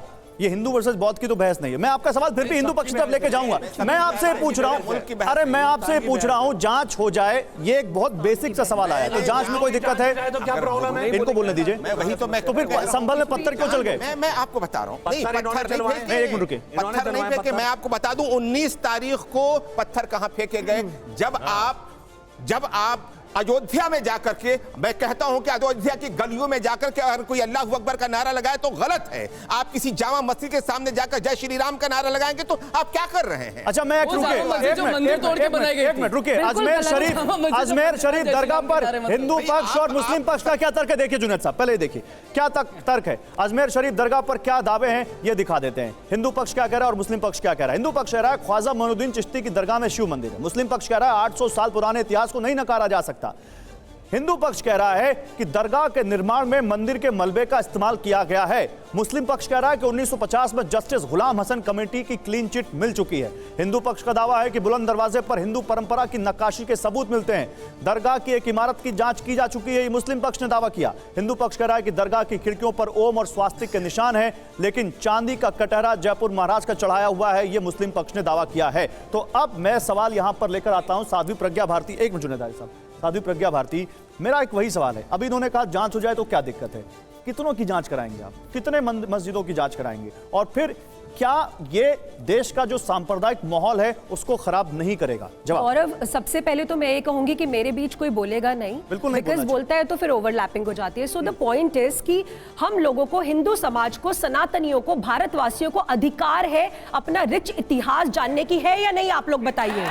हमें अधिकार है कि हम अपना रिच इतिहास जाने, अपनी संस्कृति को जाने, अपनी जड़ों को जाने। तो और सुनिए, एक सवाल है उसमें, कोई तो रेड लाइन कहीं ड्रॉ करेंगे आप? Exactly, let me just say it, let me complete it Gaurav, and then I will take your question. 1190 में मोहम्मद गौरी के साथ ख्वाजा दीन ये जो आए, मोइनुद्दीन ख्वाजा, पहले आए थे। नहीं, चिश्ती नहीं था इनका नाम, पहले चिश्ती नहीं था। ये एक सेना में शामिल होकर आए थे, और शामिल होकर जब आए थे तो पृथ्वीराज चौहान से 12वीं, बीच में मत बोलिए, 12वीं शताब्दी में ये हार गए थे। सुनिए, कहां से आए? संभल दे भैया, एक second please, late me just एक मिनट बोलने दीजिए। आप बीच में नहीं बोलेंगे, आपने बोल लिया, यू हैड योर पॉइंट। सुनिए, 1190 में जब ये आए थे, आए कहां से थे? कहां से आए थे? आक्रांता मुगल कहां से आए थे? साध्वी जो आप बता रही, मोइनुद्दीन कहां से आए थे? मोइनुद्दीन मोहम्मद गौरी के साथ आए थे। कहां से आए थे? मैं आपसे वही पूछ रहा हूं। एग्जैक्टली आए थे। नहीं, एग्जैक्टली उनके साथ सुनिए, अब आप बीच में नहीं बोलेंगे, आपको बोलना, आपको प्रॉब्लम है, आप बाद में बोलिए। बीच में नहीं, प्लीज किसी का मजाक मत उड़ाइए सर, प्लीज मजाक नहीं होगा। एंड यू कैन नॉट मजाक मत उड़ाइए। हम यहाँ पर आए हैं एक दूसरे से हेल्दी डिस्कशन करने। इनको प्रॉब्लम होती है क्योंकि जब सत्य रखा जाता है इनके सामने, जहाँ से सभी आक्रांत आए थे वहीं से आए थे। मुद्दा ये नहीं है, जानकारी के बता दो ना से आए थे वो, मैडम जो से आए थे, नहीं मालूम। मुद्दा ये है कि जब वो आए तो वहां से हार के जब वापस चले गए मोहम्मद गौरी, ये यहीं पे रह गए। इन्होंने जिहाद के नाम पे लोगों को परिवर्तित किया क्योंकि ये चिश्ती बन गए अजमेर जाकर और सॉफ्ट परिवर्तन किया, वायलेंट नहीं था, समझ रहे हैं आप। और उसके बाद धीरे धीरे, एक सेकंड गौरव, हमारी जड़ों को खत्म करने की, मेरा सवाल तो सुनिए। फिर जयपुर के महाराजा वहां पर वो कटहरा क्यों चढ़ाते हैं? फिर राजपूत राजाओं ने वहां नक्काशियां क्यों कराई? क्यों वहां पे चादर भेजते हैं राजपूत हमारे हिंदू? मैं आपकी बात का जवाब देती हूँ। ये लोग जो बोल रहे हैं कि वहां पे जय श्री राम नहीं लगाया जा सकता, अभी जुनैद जी ने बोला ना कि आप जामा मस्जिद के आगे जय श्री राम नहीं लगा सकते। अब इनकी गंगा जमुना तहजीब कहां गई? अब भाईचारा कहां गया? और अब सेक्युलरिज्म कहां गया? आप हमारे देश में रहकर हमें ही दबाएंगे, क्या ये ठीक है? आप मुझे बताइए। सवाल नहीं था, आपका सवाल है या नहीं? 1236 में एक दरगाह के बाद आज 2024 में जिसका सवाल कर रहे हैं, आप एक बात बताइए, के मामले लगातार उठेंगे तो देश का सांप्रदायिक माहौल खराब नहीं होगा। एक मिनट गौरव, हमारा अधिकार है या नहीं अपने रिच इतिहास को जानने का? तो वही कह रहा हूँ, कहीं तो रेड लाइन ड्रॉ करेंगे आप। तो ड्रॉ कर तो रही है, मांगा तो था, बोला तो था, अयोध्या काशी मथुरा दे दो, नहीं रुके ना, नहीं रुके ना। आपस में नहीं बात करिए, आपस में मैं आ रहा हूँ। तस्लीम रहमान साहब आपके पास आ रहे हैं। दोनों लिख दे, तीन ही मंदिरों में। ये डिबेट डिरेल हो रही है। मैं आपसे सवाल पूछ रहा हूँ, तीन चीजों की बात थी। वीएचपी ने अपने रेजोल्यूशन में 3 चीजें कही थी, काशी, मथुरा और अयोध्या, जिस पर सहमति बन गई थी। लेकिन अब उसके बाद इस तरह के लगातार मामले उठेंगे तो उसका माहौल उसका देश के माहौल पर असर होगा कि नहीं? देखिए सुनिए, देश के माहौल में सौहार्द और सद्भावना बनाना सिर्फ हमारा कर्तव्य नहीं है, सभी का कर्तव्य है और सभी का दायित्व भी है। और अगर ये लोग उसका साथ नहीं देते तो इनके ऊपर है, क्यों ऐसे भड़काऊ भाषण दे रहे हैं? ओवैसी को क्या आवश्यकता है भड़काऊ भाषण देने की? तस्वीर दिखाता हूं, तस्वीर दिखाइए। प्रधानमंत्री नरेंद्र मोदी ने अजमेर की दरगाह पर चादर भेजी है, दिखाइए जरा तस्वीर दिखाइए। नहीं, एक मिनट, प्रधानमंत्री नरेंद्र मोदी ने ये देखिए, ये चादर प्रधानमंत्री नरेंद्र मोदी ने वहां पर चादर भेजी है। तो क्या हम अपना इतिहास नहीं जाने? अगर प्रधानमंत्री ने भेज दी तो क्या मैं अपना इतिहास नहीं जानूं? मतलब अगर महादेव का मंदिर है तो मतलब अरे तो प्रधानमंत्री कर रहे हैं तो ये थोड़ी कि हम नहीं उसका वो कर सकते हैं। कैसी बात, हम सनातनी है, मतलब मेरा अधिकार है जानने का। तो उनकी चादर भेजना गलत है? मैंने तो नहीं बोला उनकी चादर भेजना गलत है या सही है, लेकिन ये कोई मतलब नहीं बनता कि अगर प्रधानमंत्री ने करा है तो मेरा अधिकार नहीं है कि मैं जानूं वो अधिकार है जानने का। और ये कोर्ट भी कहता है कि चरित्र जानने का अधिकार है। इसमें क्या दिक्कत है आपको, बताइए। एक मिनट रुकिए। देखिए, अगर जानना ही मकसद हो, हाँ, तब तो किसी को कोई मसला नहीं है। तो रहमानी साहब सर्वे से क्या प्रॉब्लम है? तो कोई मकसद नहीं। आप बीच में मत बोलिए please. I am talking to Rahmani साहब। बीच में मत टोकिए। एक मिनट बीच में टोकिए।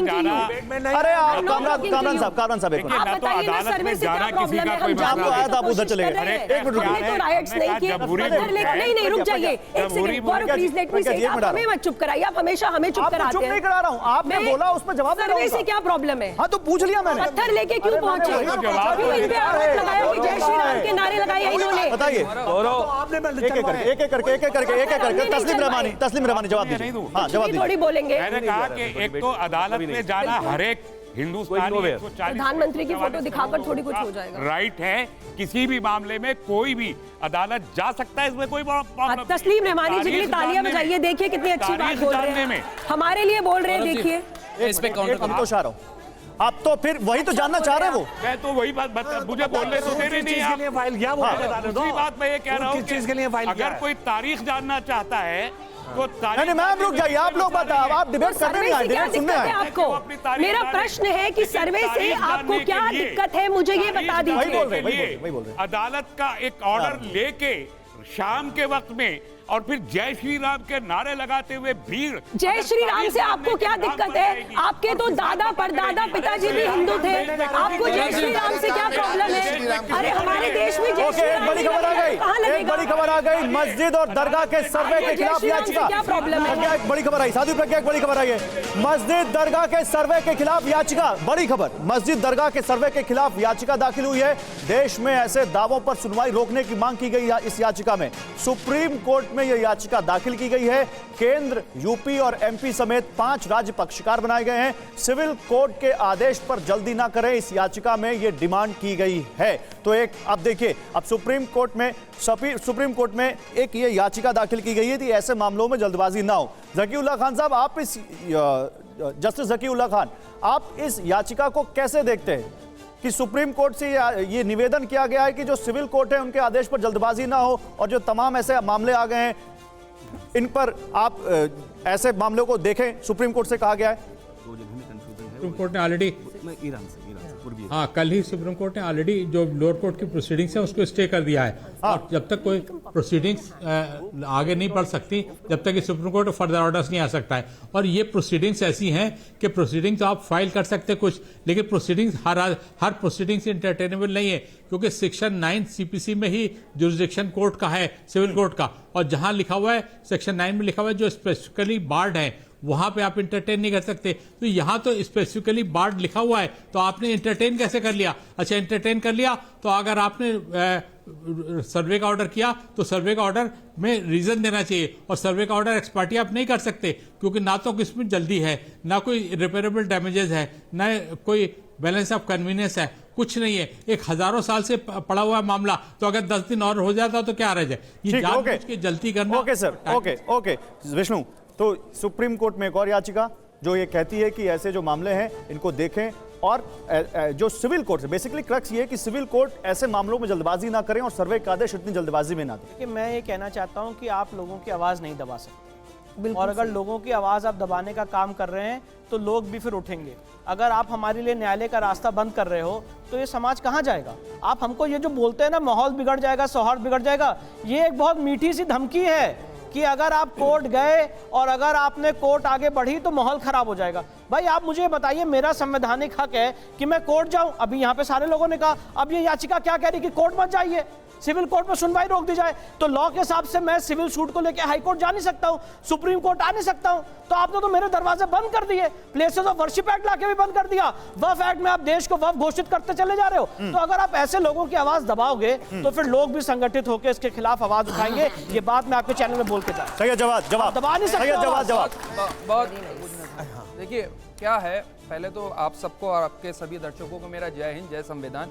ये बात जो मौजू उठाया है ये खाली एक तक नहीं सीमित था, और 1991 का प्लेसेस ऑफ वर्शिप एक्ट जब इस देश के अंदर लेकर के आया गया तो लोकसभा और राज्यसभा में बहस चल रही थी। लोकसभा के अंदर सुषमा स्वराज थी और राज्यसभा के अंदर अरुण जेटली भी मजबूत थे, भारतीय जनता पार्टी। और जो लाइन ड्रॉ करी गई 1947 की, वो इसीलिए करी गई कि अब आगे किसी चीज को लेकर के विवाद नहीं होगा। बाकायदा उस डिबेट का एक हिस्सा है, उसको नहीं कोट करते ना पढ़ते हैं, और यहां आकर के पूरी 5000 मस्जिदों को क्लेम कर रहे हैं।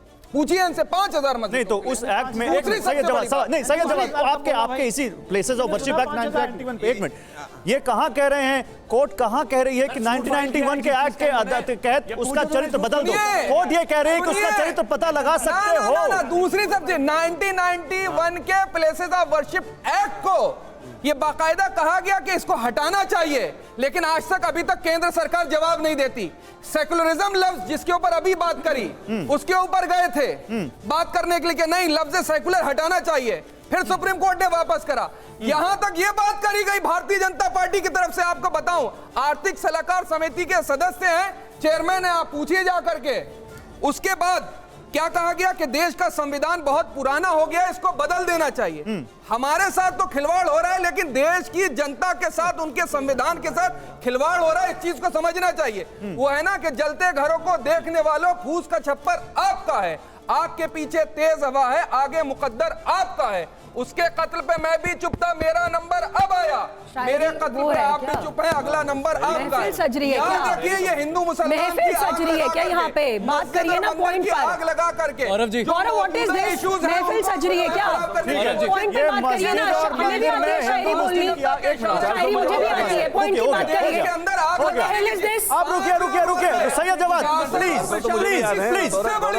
मानिए। आप लोग मान नहीं रहे। रुकिए। तो ये आप सुनिए, वर्शिप नहीं सर, रुकिए, अभी आपका टर्न नहीं है सर आपका टर्न आगे तब बोलिएगा सर, एक साथ नहीं बोलेंगे सब लोग। रुकिए, प्लेसेस ऑफ वर्शिप एक्ट की बात हो रही है। पिछले साल 19 दिसंबर को इलाहाबाद हाईकोर्ट ने ज्ञान वापी मामले की सुनवाई के दौरान कुछ बेहद अहम बातें कही थी, हमें वो जरूर देखनी चाहिए।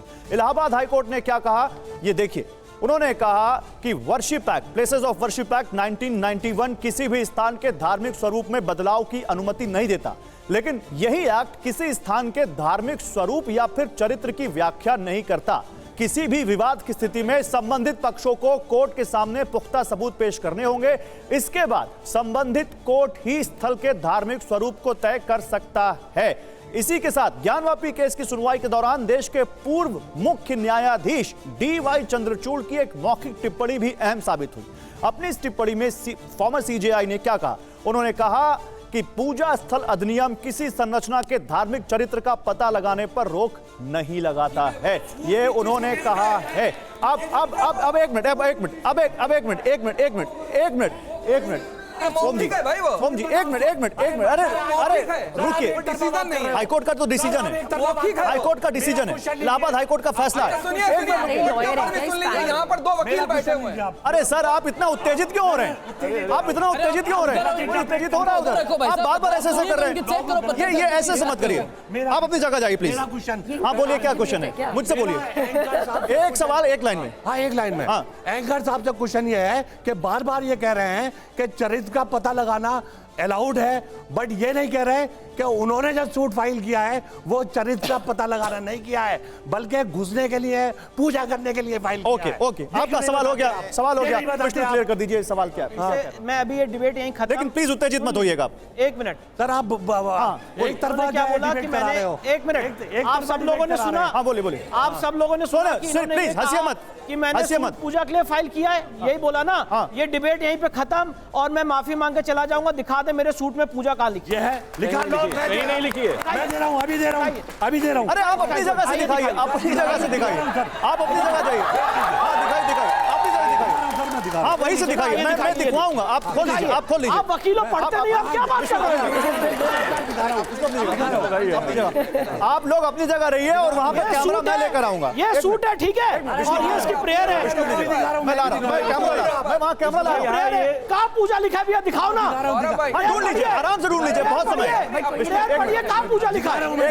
एक करके विष्णु, आपका कहना आप रोक दीजिए, आप अपनी बात, आप डिबेट रोक दीजिए ना। पहले दिखाएं पूजा कहाँ लिखा है। ठीक है, वो दिखा रहे हैं, पहले दिखाएं पूजा कहाँ लिखा है। अगले 10 मिनट में ये डिबेट खत्म। नहीं, दिखाएं पूजा कहाँ लिखा है, मैं चला जाऊंगा। जवाब लेते हैं। आप वकील हैं, पढ़ते नहीं, आप क्या बोल रहे हो?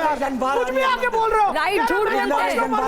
दिखाइए, क्या है? कुछ भी बोलते चले जा रहे हैं। दिखा, मैं देख रहा हूँ, दिखाइए क्या दिखा रहे?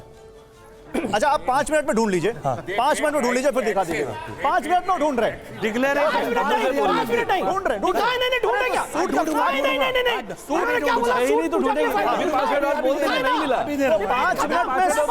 5 मिनट में सूट का चेंज नहीं हो जाएगा। पूजा कहाँ लिखा है? जब लिखा ही नहीं है तो कहाँ से ढूंढेंगे? कहाँ से ढूंढेंगे? सपने में रिस्पॉन्सिबल। अरे वेट करना यार। अरे क्या? अरे नहीं, ये लैंग्वेज नहीं। एक मिनट सर, आप बोलिए। ओम जी उपाध्याय। गौरव, एक तो मुझे लगता है कि अगर हम वास्तव में देश को कुछ किसी निष्कर्ष तक पहुंचाना चाहते हैं तो बहुत गंभीरता से, बिना किसी चिल्लम चिल्ली के, बिना चिल्लपों किए मुद्दों पे बात करें। सही मुद्दों पे बात करें। वैसे जुनैद साहब अभी भटका रहे थे, फिर मैं उनसे पिछली बार भी कहा था, कई बार मैंने कहा कि साहब इस पे अलग से डिबेट रख लेंगे। जिस विषय पे आज का मुद्दा है वहां स्टिक रहिए, उससे अगर एक लाइन भी आप डेविएट होते हैं तो ये हमारी स्कॉलरशिप पे क्वेश्चन है। आज मुद्दा संभल और अजमेर का है, आज मुद्दा अभी का है, उस पे एकदम स्टिक रहिए। सर मुद्दे पे आइए, आप कहना क्या चाहते हैं? मुद्दा तो 500 नहीं रुकिए, सैयद जवाद बीच में नहीं, प्लीज अभी कहाँ है? देखिए, एक तो ये बात कि कितने मंदिर हैं, कितने ऐसे मस्जिद हैं जिनको तोड़कर, एक तो सोच पहले, कितने तोड़े गए थे? रुक जाओ यार, सैयद जवाद सुन लो, मैं आपके बीच नहीं बोलूंगा। सैयद जवाद, मैं आपके बीच नहीं बोलूंगा। बीच में बोलेंगे तो कैसे होगा? कि सारे आपको उत्तर प्रदेश में यहाँ दिख रहे, गोवा के अंदर जितने मंदिर तोड़े गए आज तक उसके ऊपर कुछ नहीं डाले। हाँ ठीक है, आप बोलने दीजिए, पुर्तगीज ने तोड़े, आप बोलने दीजिए, आप केवल उनकी बात कर रहे हैं गौरव। मंदिर तो बनारस में गौरव तोड़े जी, गए थे, लेकिन मुझे चिल्लाने की आदत है नहीं, मैं चिल्लाता नहीं हूँ। हम केवल उतने की बात कर रहे हैं। 30 सेकंड में आपके पास, बोलिए जी, जितने हमारे पास एकदम प्रूफ और पक्का एविडेंस है। कितने मस्जिद है? सीताराम गोयल जी ने 1991 में मई में अरुण शौरी जी के साथ मिलकर 2 वॉल्यूम्स में किताब उनकी आई और केवल इस्लामिक एविडेंसेस पे है, केवल इस्लामिक स्रोतों पे आधारित है। उसमें कोई हिंदू स्रोत नहीं है। बीच में मत बोलो। उसमें कोई एक भी हिंदू स्रोत नहीं है गौरव। 1800 मस्जिदों का ऐसा जिक्र उन्होंने किया जिसको तोड़कर मंदिरों को तोड़कर मस्जिद बनाए गए। 1800 1991 में, रुक जाओ यार, 1991 के मई में मिला पूजा का अधिकार। और केवल इस्लामिक सोर्सेज के आधार पर वो किताब है, केवल इस्लामिक सोर्सेज, उनकी बात पूरी हो जाए, केवल इस्लामिक सोर्सेज के आधार पर। अरे उनकी बात पूरी हो जाए, 1 मिनट, उनकी बात पूरी। Hindu temples what happened to them, आप जाइए, 2 वॉल्यूम में किताब है और आजाद कहती है वो किताब, जल्दी बताइए। आजाद सीताराम गोयल की Hindu temples what happened to them, 2 volumes में 1800 मंदिरों का वो जिक्र कर रहे हैं जिनको तोड़कर मस्जिदें बनाई गई और केवल इस्लामिक एविडेंस दे रहे हैं। केवल जो इस्लामिक स्रोतों में, देखिए प्रॉब्लम क्या है, हम क्यों नहीं चाहते कि हमारी ये पीढ़ी और देश की करोड़ों जनता को अपना सच्चा और प्रामाणिक इतिहास पता चले? क्यों हम ये नहीं चाहते? क्यों हमें अपना सच्चा और प्रामाणिक इतिहास पता चल जाए? नहीं, अब अभी सूट मिल गया, अभी सूट मिल गया, अभी सूट मिल गया। नो, अभी सूट मिल गया। वेट, अभी यहाँ पर थोड़ी देर पहले बात हुई थी कि सूट नहीं, अरे सूट मिल गया है, कामरान साहब, सूट मिल गया है। खत्म, हम जा रहे हैं। अभी विष्णु और कामरान साहब के बीच की बात है। विष्णु जाएगा और कामरान वाली सपने में आ रहा है ना, पढ़ा नहीं है उन्होंने। बता रहे झूठ बोलते हैं। बताइए कामरान मलिक साहब, बताइए। अरे विष्णु को बोलने तो दीजिए, क्या है सूट में सर? क्या है सूट, बोलिए। प्रेयर क्या है? प्रेयर क्या है? Decree this suit for the declaration to the effect that the plaintiff have right to access into the Shri Harihar Mandir, alleged Jama Masjid, situated within the, मतलब आप जो है ये पूजा का अधिकार की तो बात ही नहीं है। कहाँ है पूजा का अधिकार? कहाँ पर है पूजा का? बोलेंगे खाली और उधर से वो बोलेंगे, उधर से एक आदमी बोलेगा। देखिए, अब एक बात मैं बोलना चाहता हूँ, मुझे बोलने का मौका दीजिए। डिक्लेयर कर देना कि ये हरियाणा मंदिर है, करेक्टर चेंज करना हो गया। सर ये कैसे करेक्टर चेंज हो गया? पूजा का अधिकार मांगा है। सर आपने कहा आप पूजा की अनुमति मांगी है, आपने कहा पूजा की अनुमति मांगी है, नहीं आपने कहा वहाँ पूजा की अनुमति मांगी है। जावेद भाई, करेक्टर चेंज, ठीक है, बोलिए। क्या बात? अब ओके, विष्णु रिप्लाई। देखिए पहली बात, आप सुनिए, विष्णु जान रिप्लाई दे रहे हैं आपका।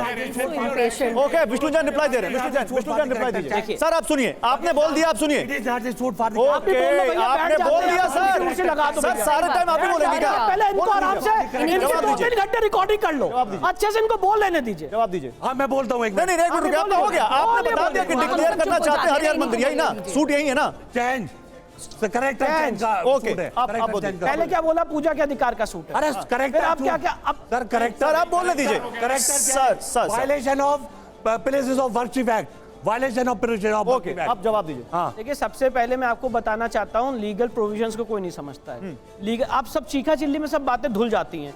लीगल प्रोविजन ये है कि ये तथाकथित जो स्ट्रक्चर है, ये एक एएसआई द्वारा संरक्षित स्ट्रक्चर है। अब भैया सर प्लीज बोलने दीजिए, सर बहस रुक जाती है, बीच में डिले हो जाती है सर। आप लोग सुनो, आपके पास आया तो आपने अपनी बात कर ली, आप नहीं बोलने दे रहे हैं sir. This is not fair sir, this is not fair sir. मिर्ची क्यों लग रही है? केस फाइल कर दिया तो मिर्ची लग गई, बोल रहे हैं तो मिर्ची लग रही है। बात कंप्लीट कीजिए फिर अमितोष। सूट ये है कि एएसआई इस जगह का कब्जा ले, और इसके अलावा हमने ये डिक्लेरेशन, भैया ये कंटिन्यूअस ऐसे कैसे डिबेट हो सकती है? प्लीज बीच में मत टोकिए, कामरान मलिक साहब प्लीज बीच में मत। मैं झूठ बोल रहा हूँ क्या? मैं झूठ बोल रहा हूँ? झूठ नहीं बोल रहे हैं, आप अपनी बात रख चुके हैं। आप देखो सर, आप अपनी बात रख चुके हैं सर। सूट फॉर डिक्लेरेशन कि ये हरिहर मंदिर है, करेक्टर चेंज करने की बात कर रहे हैं। ओके, करेक्टर चेंज, ओके, आप उनका रिप्लाई सुनेंगे? प्लेसेस ऑफ वर्शिप एक्ट का वायलेशन नहीं है करेक्टर चेंज करना। आप उनका रिप्लाई सुनेंगे? आप रिप्लाई सुनेंगे? मुझे इस चीज पर जवाब, तो आप जाइए वहाँ पे, आप जाइए वहाँ पे, आप रिप्लाई करिए विष्णु प्लीज। और मैं अगर इस पे बात होगी तो मैं अब उसके आगे बढ़ जाऊंगा, अगर आप लोगों ने बीच में टोका तो। मुझे चाहिए कि एक एक मुद्दे पे बात हो। बोलिए। जब भी लोग मुझे मिलते हैं, जब भी लोग मुझे मिलते हैं, कहते हैं आप डिबेट पे इतना क्यों चिल्लाते हैं, यही कारण है कि कोई नहीं, अब उसमें मत जाइए। आप वो बोल रहे हैं कि कैरेक्टर चेंज करने की जो नहीं बात भाई, ऐसा नहीं है। कोई कह रहे हम लोग या हम we are law known person, हम ऐसी बात नहीं करेंगे। एएसआई प्रोटेक्टेड मॉन्यूमेंट है। एएसआई ने 1920 में इसको एंशिएंट मॉन्यूमेंट डिक्लेयर किया था। आज एएसआई वहां पे अपना कब्जा खो चुका है। हमारी सबसे पहली रिलीफ ये प्रेयर क्लॉज बी पढ़ लीजिए, जिसमें लिखा है कि एएसआई वापस उसका कब्जा ले। उसके बाद दूसरी, अब बोलने दीजिए सर, बोलने दीजिए। ये तो हद है भाई, मत बोलिए, आप बोलिए। उसके बाद सेक्शन 16 एएसआई एक्ट 1958 में लिखा हुआ है कि रिलीजियस कैरेक्टर एएसआई डिटरमाइन करेगा और उसके बाद राइट टू एक्सेस देगा। ये बात लिखी है, पर इनको गुमराह कर दिया गया कि विष्णु शंकर जैन ने पूजा का अधिकार मांगा है, दंगा इसने कराए, 5 लोग इसकी वजह से मरे, जय श्री राम के नारे इसने लगाए। अब वो कह रहे हैं कि पूजा का अधिकार नहीं मांगा है। वो कह रहे हैं पूजा का अधिकार नहीं मांगा। और मैं एक बात और कह रहा हूं, अभी यहाँ सारे लोगों ने शेर सुनाया, मैं भी एक कविता सुनाना चाहता हूँ। सुनाना चाहता हूँ, आपने शेर सुनाना, मेरी भी कविता सुनिए। समय तराजू तोल रहा है, इतिहास के पन्ने खोल रहा है, सत्य सनातन की आंखों में काशी मथुरा डोल रहा है, अखंड नियंत्रण। सुनिए ना, हमारी कविता सुनिए। अखंड नियंता सर्वेश्वर कल्कि का स्वागत करने को 5 सदी से मौन जे संबल हरियर हरियर बोल रहा है। ठीक है, कविता सुना। Very good. शेरो शायरी और कविताएं तो बहुत हो गई। शेरो शायरी और कविताएं तो बहुत हो गई। अब पब्लिक का मन क्या, ये भी डालेंगे। पब्लिक में कौन कौन बोलेगा? नहीं, पहले मेरी बात सुनो आप लोग। पहले मेरी बात सुनिए आप लोग मेरी बात सुनिए। सबसे पहले आप कोई असंसदीय भाषा का इस्तेमाल नहीं करेंगे, किसी की बेइज्जती नहीं करेंगे, केवल अपना मत रखेंगे और कोई भी ऐसी नारेबाजी या कोई भी ऐसी बात नहीं कहेंगे जो सामने वाले का दिल दुखाए। ठीक है? ठीक है, ओके। अब एक एक करके सर आपसे बोलिए। मैं केवल ये कहना चाहता हूँ कि 1985 में जब विश्व हिंदू परिषद ने कहा था कि 3 मंदिर आप हमें दे दीजिए, बाकी पर बात फैसला खत्म हो जाएगा, तो वो 3 मंदिर अगर दे चुके होते तो यह सारा विवाद ही खत्म हो चुका होता और इतनी सारी प्रॉब्लम ही खत्म हो गई। ठीक है, बोलिए। मैं ये पूछना चाहता हूँ, पहले तो डॉक्यूमेंटेशन की अगर बात करूँ तो बाबर नामा लिखा गया है, उसके अंदर भी मौजूद है ये चीज़। प्लेसेस ऑफ वर्शिप एक्ट और 500 साल पुराने आप कह रहे हैं कि गड़े मुर्दे उखाड़ रहे हैं, तो क्या आप इस बात को भी एडमिट करते हैं क्या गड़े मुर्दे क्या मंदिर हो सकते हैं? पहली बात। दूसरी बात ये कि जो आप कह रहे हैं कि जो सर्वे की बात हो रही है, सर्वे से आपको बड़ी तकलीफ है ऐसा लग रहा है, तो आप सर्वे को होने क्यों नहीं दे रहे हैं? सर्वे करने के लिए कोर्ट ने ऑर्डर दिया। ठीक है, सर्वे होने क्यों नहीं दे रहे हैं पब्लिक पूछ रही है। ठीक है मैम, आप लोग बोलिए। नहीं इधर मैम आप बोलिए, आता हूं सबके पास आने की कोशिश। मेरा सुझाव यही है कि जब सर्वे के लिए हमारी सबको डिमांड है तो सर्वे होनी चाहिए, रोकनी नहीं चाहिए, इसका सर्वे जरूर होनी। ठीक है, बोलिए। सर मेरा प्रश्न आपसे है सर आपसे मतलब तस्लीम जी से। हाँ। सर आपने कहा कि हमारा देश धर्मनिरपेक्ष देश है और गंगा यमुना तहजीब की बात भी करते हैं, तो सर हमारे से युवा या फिर कोई व्यक्ति रोड पे खड़ा होकर जय श्री राम, भारत माता की जय, हिंदुस्तान जिंदाबाद का नारा लगा देता है, तो वो गलत कैसे होता है? और एक चीज सर, एक और चीज सर, एक सर सुन लीजिए सर। तस्लीम समा आप जवाब दीजिएगा। लेकिन सर अभी हिंदू का सर सुनिए इधर सुनिए। झूठ बोल रहे हो, झूठ बोल रहे हो। त्योहार होता है उसमें सर हिंदू का कोई त्योहार होता है उस समय जय अल्लाह अकबर करके पता चला जाता है, मारा जाता है। नहीं, अब रहमानी साहब जवाब देंगे। रहमानी साहब आपने सवाल सुना। रहमानी साहब वो क्या बोल रहे हैं? बच्चे क्या बोल रहे हैं? बोल रहे हैं अगर रुकिए विष्णु प्लीज रुकिए। अभी नहीं, आपसे नहीं है, तस्लीम रहमानी साहब से। मुझसे किया था, किसी और से किया था? आपने इनसे किया था ना सवाल? हाँ, इनसे किया था, रहमानी साहब से। वो कह रहे हैं देश अगर गंगा जमुनी तहजीब का है, सेकुलर है, तो अगर कोई जय श्री राम का नारा लगाता है तो किसी मुस्लिम को दिक्कत क्या है इसमें? ये जवाब दीजिए। देखिए पहले तो मैं यहाँ पर बड़े शेर पढ़े, एक और पढ़ दूं मैं। नहीं पहले शेर नहीं, जवाब मुझे भी 2-400 याद है। शहर फिर हमारी भी कविता सुननी पड़ेगी। मुझे भी 2-400 याद है। टॉपिक है जवाब दीजिए ना उसका। वही दे रहा हूँ। उसी का शहर, वही मुद्दई, वही मुंसिफ। उसी का शहर, वही मुद्दई, वही मुंसिफ। हमें यकीन था हमारा कसूर निकलेगा, वो कसूर निकल रहा है बार बार। ये तमाम जो इनका मौजू है कि खोज। अरे नहीं सर, आप चले गए दूसरी तरफ। ये सोच क्या है? आप जय श्री राम का नारा जो है, ये तो 1989 में इनके पालनपुर अधिवेशन के बाद शुरू हुआ है। आप जय सिया राम का नारा क्यों लगा रहे हैं? नहीं सर, आप वो कह रहे हैं गंगा जमुनी तहजीब का देश है, अगर सेकुलर देश है तो जय श्री राम का नारा लगाते हैं तो किसी मुस्लिम को दिक्कत क्या है? सर तन से जुदा नारा तकबीर के नारे लगाते हैं, वो क्या सही है? जय श्री राम के नारे लगाते हैं, सर तन से जुदा के नारे लगा देते हो, नारा तकबीर के नारे लगाते हो। अमितोष आ रहा हूं, इसके बाद आपका टर्न है। एक मिनट, इनकी बात पूरी हो जाए, उनकी बात पूरी करिए। 1800 मस्जिदों पे दावा करने के बावजूद, 1800 मस्जिदों को डेमोलिश कर देने के बावजूद, 1800 मस्जिदों पे मंदिर बना देने के बावजूद ये गंगा जमुनी तहजीब को नहीं मिटा सकते। सर जय श्री राम नारा लगाने से दिक्कत है, जय श्री राम का नारा लगाने से दिक्कत है। मैंने कहा कौन से 1800 पॉलिटिकल गौरव, कौन से 1800 मस्जिद? पॉलिटिकल वॉर क्राई है। गौरव कौन से 1800 मस्जिद? जय Shri Ram political war cry कैसे हो गया? सनातनी नारा जय सिया राम का है। एक मिनट पूर्वजों, अमितोष आप इसका जवाब दीजिएगा। एक मिनट, आपने कहा पॉलिटिकल वॉर क्राई है जय श्री राम, आपने कहा ओके।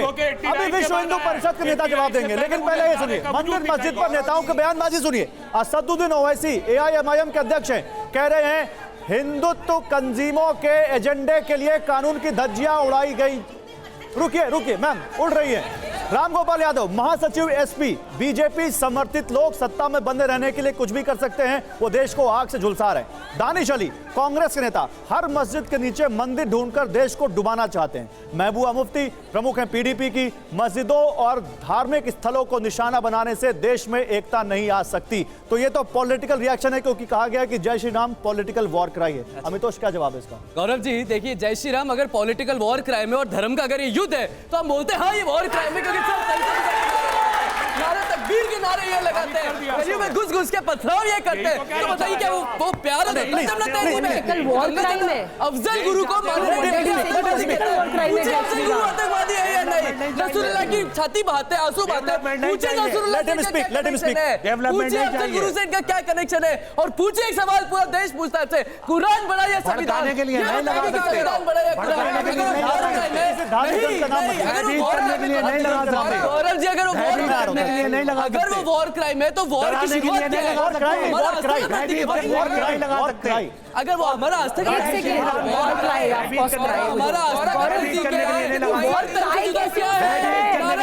क्या है और जय श्री राम लगाना, जय श्री राम हमारे लिए सर सब लोग कैसे बोल सकते हैं? सर आप ही बोलेंगे क्या? नहीं आप रुकिए सर, ये बताइए सैयद जवाद, इधर से बोला गया जय Shri Ram political war cry है, ये कह रहे नाराय तकबीर क्या है, सर तन से जुदा क्या है? इसका जवाब है आपके पास? सर तन से जुदा नारों का यहाँ पर प्रोफेसर साहब बैठे और पूछिए, वो इस्लामिक नारे नहीं है। नंबर 1, सर तन से जुदा के जो नारे लगा रहे हैं वो गलत है और कंटेम्प्ट कर रहे हैं सब लोग। दूसरी चीज इनसे पूछिए, राम मंदिर का जो इशू था उसको लेकर के सुप्रीम कोर्ट की डायरेक्शन थी, कोर्ट के अंदर हलफनामा दिया गया था कि भाई कोई भी स्ट्रक्चर को मस्जिद को हाथ नहीं लगाया था, लेकिन उसके बाद डायनामाइट लगा करके उड़ा दी गई। कौन जवाबदेही देगा? और उस वक्त के उसके बाद 6 दिसंबर को उस वक्त के चीफ मिनिस्टर को 1 दिन की सजा होती है। सुप्रीम कोर्ट ने माना कि मस्जिद को शहीद करना एक क्रिमिनल ऑफेंस था। आज तक किसी को सजा नहीं हुई। आसमान से लोग आ गए थे तोड़ने मस्जिद को, सुप्रीम कोर्ट की गाइडलाइन थी ना, किसने मारा? पूछिए इन सब में से। 1992 गोली किससे चलवाई? मुलायम सिंह यादव ने कार सेवकों में गोली चलाई, वो ठीक था, कार सेवकों का बलिदान हो गया, वो ठीक था। पूछिए गोली चलाने को संभल में अरे फरीदीन शहीद होता है, कार सेवक इनके लिए शहीद नहीं होंगे। अमितोष एक मिनट आपने कहा, एक मिनट अमितोष, सैयद जवाद आपने कहा कि कार सेवकों पर गोली चलाना जायज था क्योंकि वो कोर्ट का आदेश नहीं मानते। एक मिनट रुके, संभल में जो लोग पत्थर चला रहे थे वो कोर्ट का आदेश मान रहे थे? जो पत्थर चला रहे थे वो गलत था, उसको कोई समर्थन नहीं करता, लेकिन पत्थर चले तो समर्थन नहीं करते। सबसे बड़ा अगर कोई जिम्मेदार है तो उत्तर प्रदेश का शासन है। अगर नैतिकता होती तो मुख्यमंत्री, जो लोग वीडियो में पत्थर फेंक रहे हैं, जो महिलाएं पत्थर फेंक रही हैं, संभल याद है आपको? बहराइच याद है? बहराइच का हूं मैं बहराइच का हूं। संभल नहीं, अभी बहराइच में बात नहीं हो रही, अभी बात संभल पे हो रही है, अभी बात संभल पे हो रही है। एक मिनट रुके, आप जवाब दीजिए। नहीं सवाल का जवाब दीजिए। अगर उधर कार सेवकों पर जो गोली चलाई गई वो जायज अगर आप ठहरा रहे हैं, सुनिए मैं उसको नहीं कह रहा हूं। नहीं सुनिए सुनिए, नहीं सवाल सुनिए, सवाल सुनिए। सवाल यह है कि कोर्ट के आदेश पर हो रहे सर्वे को रोकने के लिए पत्थर चलाने वाली भीड़, जिसमें 4 लोगों की जान चली गई, वो भीड़ गलत थी कि सही थी? पुष्टि 4 की हुई है। दोनों में फर्क है। दो चीजें हैं। गौरव, तस्वीर हम दिखा रहे हैं, वो देखिए इतने पत्थर कहां से आ गए?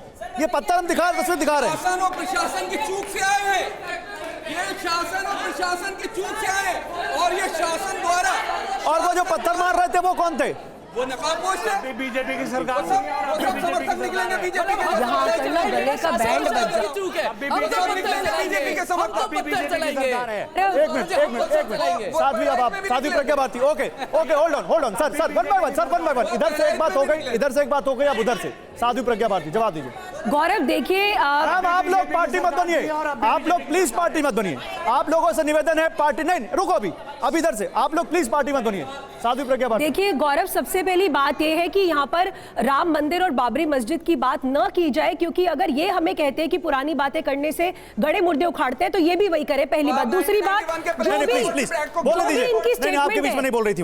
भी इनकी स्टेटमेंट है वो पॉलिटिकली मोटिवेटेड है, क्योंकि जवाब के साथ मैंने बहुत डिबेट्स की। जब भी आते हैं सुनिए ना, ये हमेशा योगी आदित्यनाथ पर आरोप लगाते हैं, अभी भी वही कर रहे हैं। बात अजमेर शरीफ की हो रही है। क्या दिक्कत है अगर वो आरोप लगाते हैं तो? बताती हूं मैं क्या दिक्कत है। दिक्कत ये है कि इन्हें पूरी नॉलेज नहीं है। वहां पर 5 पुलिसकर्मी भी घायल हुए हैं, और जो गोलियां चली है वो लोकल कट्टों से चली है। फैक्ट्स पे मैं बात कर रही हूं, ना कि गोलियां पुलिस वालों ने चलाई है, आपस में चली है। और दूसरी बात, उसमें से केवल 3 लोग जिनको गोलियां लगी हैं, स्थानीय प्रशासन ने 2 में कट्टों की बात कही है। सुनिए, कट्टों की बात हुई है ना, लोकल कट्टों की बात हुई है ना, तो पुलिस ने नहीं चलाई। पहली बात, 5 पुलिसकर्मी घायल है, उनकी कोई बात ही नहीं कर रहा है। और तीसरी बात, ये जो पहले से सर्वे 19 को हुआ रोका गया, 24 को हुआ रोका गया, अननेसेसरी, बीच में मत बोलो जवाब प्लीज। अब सोचो, अननेसेसरी विष्णु जी पर ये ब्लेम किया जा रहा है कि जय श्री राम के नारे लगाए गए। ये प्रोफेसर साहब बैठे हैं, रहमानी साहब बैठे हैं, जय श्री राम के नारों से इन्हें क्या प्रॉब्लम है? किसी ने राइट्स की स्थिति नहीं पैदा की थी। जो लोग पहले से सुनिए नकाबपोशी में थे, आप यहाँ एंकर है ना, आप डिबेट ले रहे हैं, आप क्या मास्क पहन के डिबेट ले रहे हैं? नकाबपोश थे वो, नकाबपोश से अपना चेहरा ढककर आए थे, क्योंकि उन्हें पता था कि उनको ये एक सही जवाब। विष्णु जैन से सवाल आपको याद आता रहता है।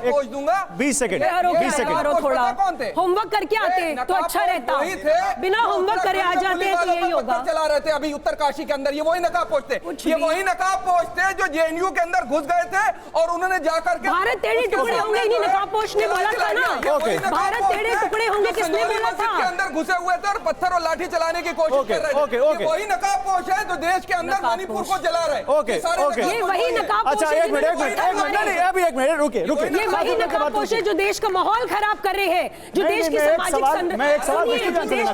समरसता पे प्रहार कर रहे हैं। इधर से सवाल है, सही जवाब हो गया, नकाबपोश बोल चुके। होल्ड ऑन, चुप रहिए विष्णु जैन। इधर से सवाल आया, जय श्री राम विष्णु नहीं नारे लगा रहे थे, उस वीडियो में मैंने देखा, लेकिन आप आगे आगे चल रहे हैं और पीछे लोग नारेबाजी किए जा रहे हैं। आपके बगल वाला शख्स भी जंप नारेबाजी करता है, शायद तो पुजारी हैं किसी आसपास के मंदिर के, तो नारेबाजी तो जय श्री राम की हो रही थी। जब माहौल इतना तनावपूर्ण हो तो क्या वो नारेबाजी करनी चाहिए थी? क्या उनसे माहौल खराब नहीं हुआ? अब एक मिनट मेरी सिचुएशन बिल्कुल बोलिए और मुझे बोलने का मौका दे दीजिए। बिल्कुल बोलिए, क्योंकि मेरा गला भी बैठ गया। वीडियो भी दिखा, बोले सर प्लीज। आप जब भी बोलते हैं आप बीच में टोक देते हैं। सर वीडियो बोलने दीजिए, बोलिए, क्योंकि ये झूठ बोलेंगे आप, मुझे मालूम नहीं, वीडियो चला दीजिएगा पीछे। आप ही बात कर लो ना, हम तो झूठी बोल सर, वो आप बीच में मत बोला करिए सर, प्लीज, डिबेट डिरेल हो जाती है। वीडियो प्लीज बोलिए, आप बोलिए।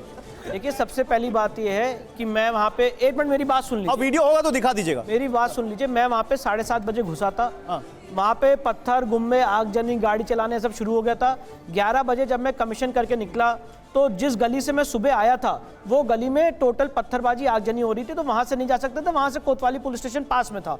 तो जो एसएचओ कोतवाली, उन्होंने कहा कि सर आपको इधर से निकलना पड़ेगा, और गाड़ी भी हमारे पास नहीं, सारी गाड़ी प्रशासन ले गया है दंगा कंट्रोल करने के लिए। तो मैं वहाँ से पैदल, विष्णु भाई एक मिनट मेरी बात सुनिए, प्लीज मत टोकिए, कोई मत टोकिए। मैं वहां से पैदल निकला, मुझे प्रशासन ने हिदायत दी आप 1 मिनट नहीं रुकेंगे ना, यहाँ पे कोई बाइट देंगे। मैंने वहां पे कोई मीडिया की बाइट भी नहीं दी, मैं वहां से बराबर चल के सीधे कोतवाली पुलिस स्टेशन आया। कोतवाली पुलिस स्टेशन आपके मैंने एक बाइट दी कि यहाँ पे सर्वे का काम पूरा हुआ। अब जब ये बताइए कि मैं चल रहा हूँ और लोग अगर मुझे पहचान रहे हैं, जो भी कह रहे हैं वो जय श्री राम कह रहे हैं, मुझे तो ऐसे चलो बोला आपको रुकना ही नहीं है, मैं चलता रहा। गलत झूठ बोल रहे हैं। नहीं, रुके। मस्जिद से निकलते हुए जय श्री राम के नारे, इन्होंने नारे लगाए, मस्जिद से इन्होंने लगाए नारे इन्होंने लगाए, इनके पीछे जो लोग, तो वो तो मैंने भी बोला,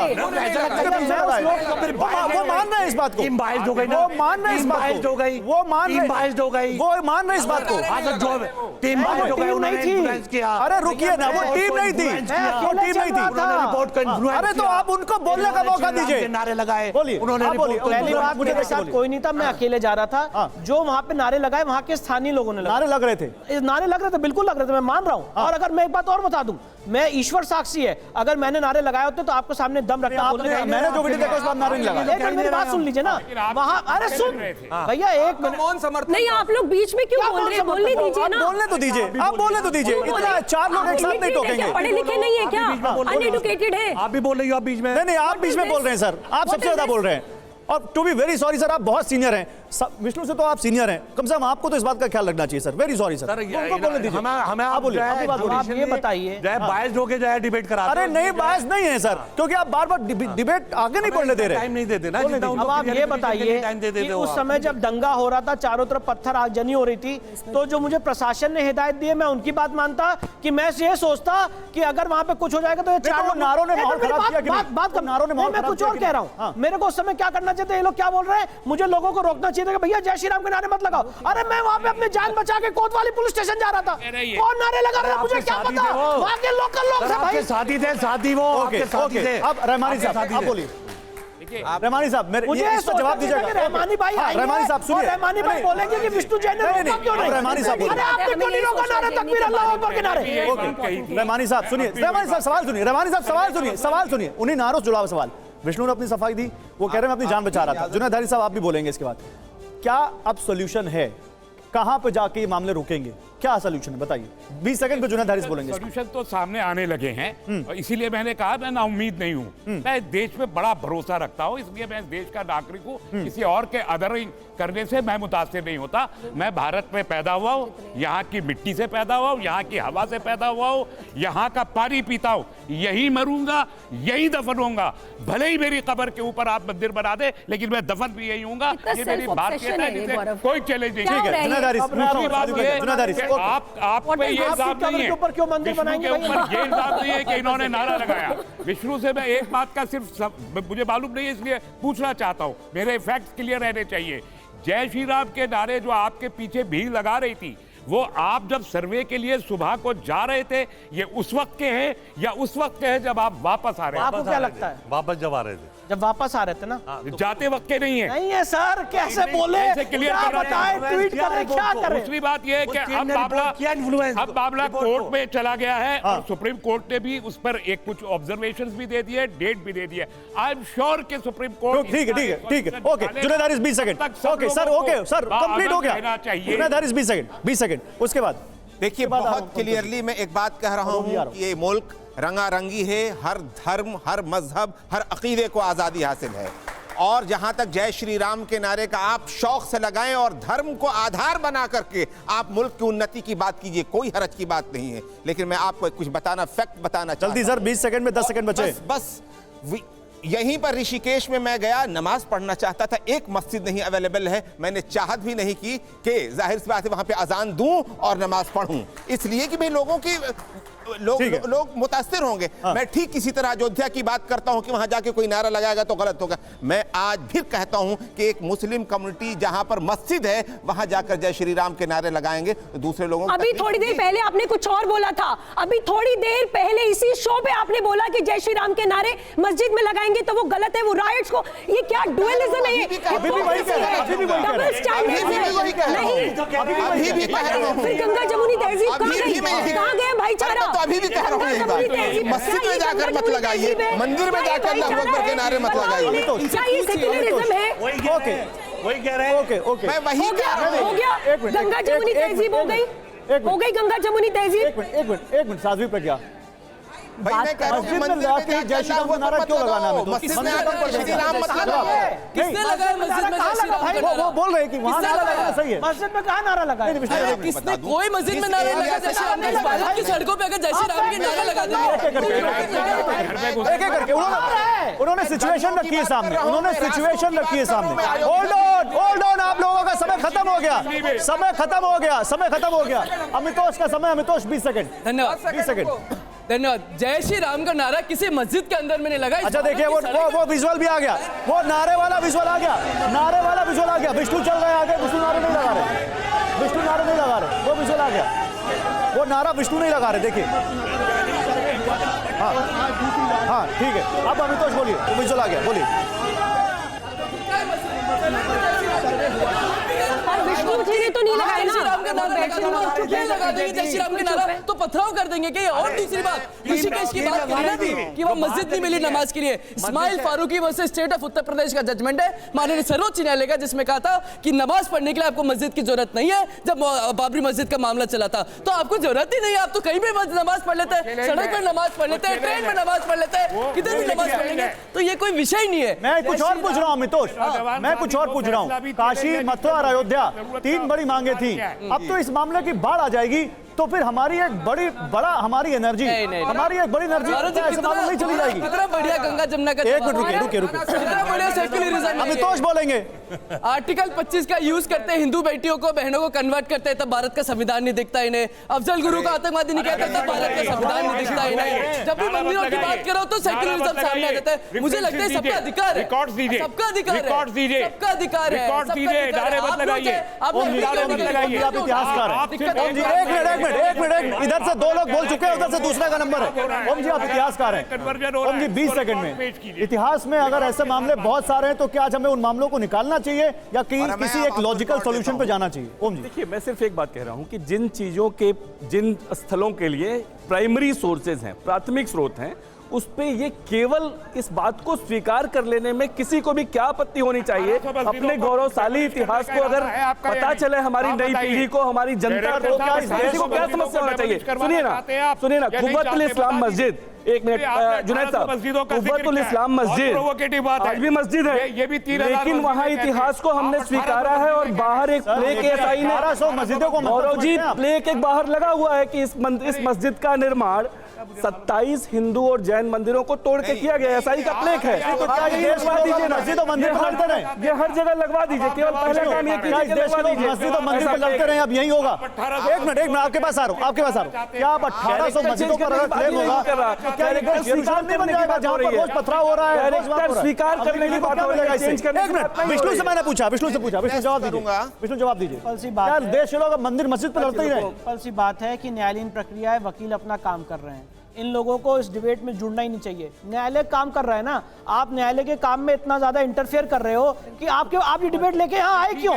ये तो डिबेट न्यायालय में चल रही है। मैं कुछ और कह रहा हूँ ना, आप क्यों ला रहे हो भाई? आप खत्म करो, हमें बुला रहे हैं, इनको बुलाना। आप डिबेट न्यायालय में कर रहे हैं, हम लोग अपनी लड़ाई किसी और को नहीं होना चाहिए। न्यायालय में कर रहे हैं ना, आप न्यायालय की बात को यहाँ लेके आ रहे हो, तो मंदिर मस्जिद हम क्या कर रहे हैं? हम अपनी बात लीगल ढंग से न्यायालय में लड़ रहे हैं। कोर्ट में जो चल रहा है, क्या देश को जानने का अधिकार नहीं है उसको? नहीं, क्या कोई पैनलिस्ट ये कह सकता है कि आप कोर्ट में नहीं लड़ सकते? हम तो कोर्ट में लड़ रहे हैं ना भाई, आप मीडिया को कोर्ट में ना लड़े। मीडिया जो है पॉलिटिक्स तो सड़क पे हो रही है, उसमें क्यों हो रही है? एक मिनट, तस्लीम रमानी साहब कह रहे हैं आपने गलत किया है। नहीं, आप मुझे छोड़ दीजिए, वो कुछ और कह रहे हैं, वो मतलब कुछ और है उनका। भाई ऐसा झूठ मत बोलो, मैंने कहा हमें भी क्यों बुलाया है? आपने वो नहीं सुना? मैं क्यों ना एक मिनट क्या करूं भाई? आप सुनते नहीं है पूरा। कि ये डिबेट जो हिंदू, मुस्लिम और मंदिर और मस्जिद, इस डिबेट की कोई जरूरत देश के अंदर बिल्कुल नहीं है। और उसके बाद भी आप इस डिबेट में आए हुए हैं, उसके बाद भी आप बुलाने पर डिबेट में आए हुए हैं सर, उसके बाद भी आप 1.5 घंटे से डिबेट कर रहे हैं, उसके बाद भी आप 1.5 घंटे से डिबेट कर रहे हैं। आप बोलिए, आप रुक जाए, ये बोलने के बावजूद आप सब 1.5 घंटे से डिबेट कर रहे हैं, बोलिए। मैं सियासत की नजर से इसलिए लेता हूं कि फिर मैं क्यों ना मानूं, क्योंकि विष्णु शंकर जैन 2027 में हो सकता है विधानसभा चुनाव की तैयारी। चलिए ठीक है, ओके। जस्टिस जकीउल्लाह खान साहब से खत्म करेंगे डिबेट, जस्टिस जकीउल्लाह खान साहब से खत्म करेंगे डिबेट। जकीउल्लाह खान साहब बुलाइए स्क्रीन पर, आप लोग की आवाज दी जा रही है। जस्टिस जकीउल्लाह खान साहब, सॉल्यूशन क्या है सर? आप लोग की आवाज नहीं जा रही। जस्टिस जकीउल्लाह खान साहब, आखिरी सवाल आपसे है, सॉल्यूशन क्या है सर? सॉल्यूशन क्या है जस्टिस जकीउल्लाह खान, बोलिए सर। आप बताइए सॉल्यूशन क्या है ऐसे मामलों का? सॉल्यूशन ये है कि मैटर सब जुडिस है। हाँ, आप देखिए, मैटर सब जुडिस है, और सब जुडिस में मैटर में ये होता है कि आप जो न्यायालय का जो आदेश होगा उस पर पालन करेंगे। ऐसे लड़ने से और काम नहीं चलेगा। और इससे रूल ऑफ लॉ एक चीज़ होती है जिसको फील करते हैं आप, कानून का पक्ष है और कानून है भारत में, और कानून को क्यों वो कर रहे हैं, हस्तक्षेप कर रहे हैं, और क्यों कानून को गंदा कर रहे हैं? कानून एक ऐसी प्रक्रिया है जो दोनों को मसल कर देती है। आप देखिए, बाबरी मस्जिद का जो जजमेंट आया, किसी मुसलमान ने कोई अटैक किया, कुछ नहीं हुआ, कहीं कुछ नहीं हुआ। इसलिए कानून को लोग मानते हैं, कैसा भी जजमेंट था, कुछ था, लेकिन हर आदमी ने स्वीकार किया और इज्जत की। ठीक है सर, आप लोगों सबको चाहिए, आपकी जिम्मेदारी है कि आप ये सब हरकतें छोड़ दें और आप सब कानून के हिसाब से काम करें। ऐसा ना हो कि आप, जैसे मुझे तो लग रहा था, मैंने पहली बार देखा कि मणिपुर के बारे में सुना था, ये लोकल मणिपुर यहाँ दिखाई पड़ रहा है TV9 के स्टूडियो में। एक ठीक है सर, दोनों जो उनके जो फिरके हैं दोनों आपस में लड़ते हैं, उसी हिसाब से लड़ रहे थे आप लोग। This is no way to talk. Actually sir, मैं तो आपकी बात को सेकंड करता हूं कि इस तरह से बातचीत नहीं होनी चाहिए, लेकिन लोग अपने आप ही उत्तेजित हो जाते हैं, जबकि मैंने कहा कि उत्तेजित होने की जरूरत नहीं है। Thank you very much sir, हमारे शो में आने के लिए, अपना वक्त हमें देने के लिए। आप सभी लोगों का भी बहुत शुक्रिया यहाँ आने के लिए। एक बार जोरदार तालियां हो जाए हमारे मेहमानों के लिए।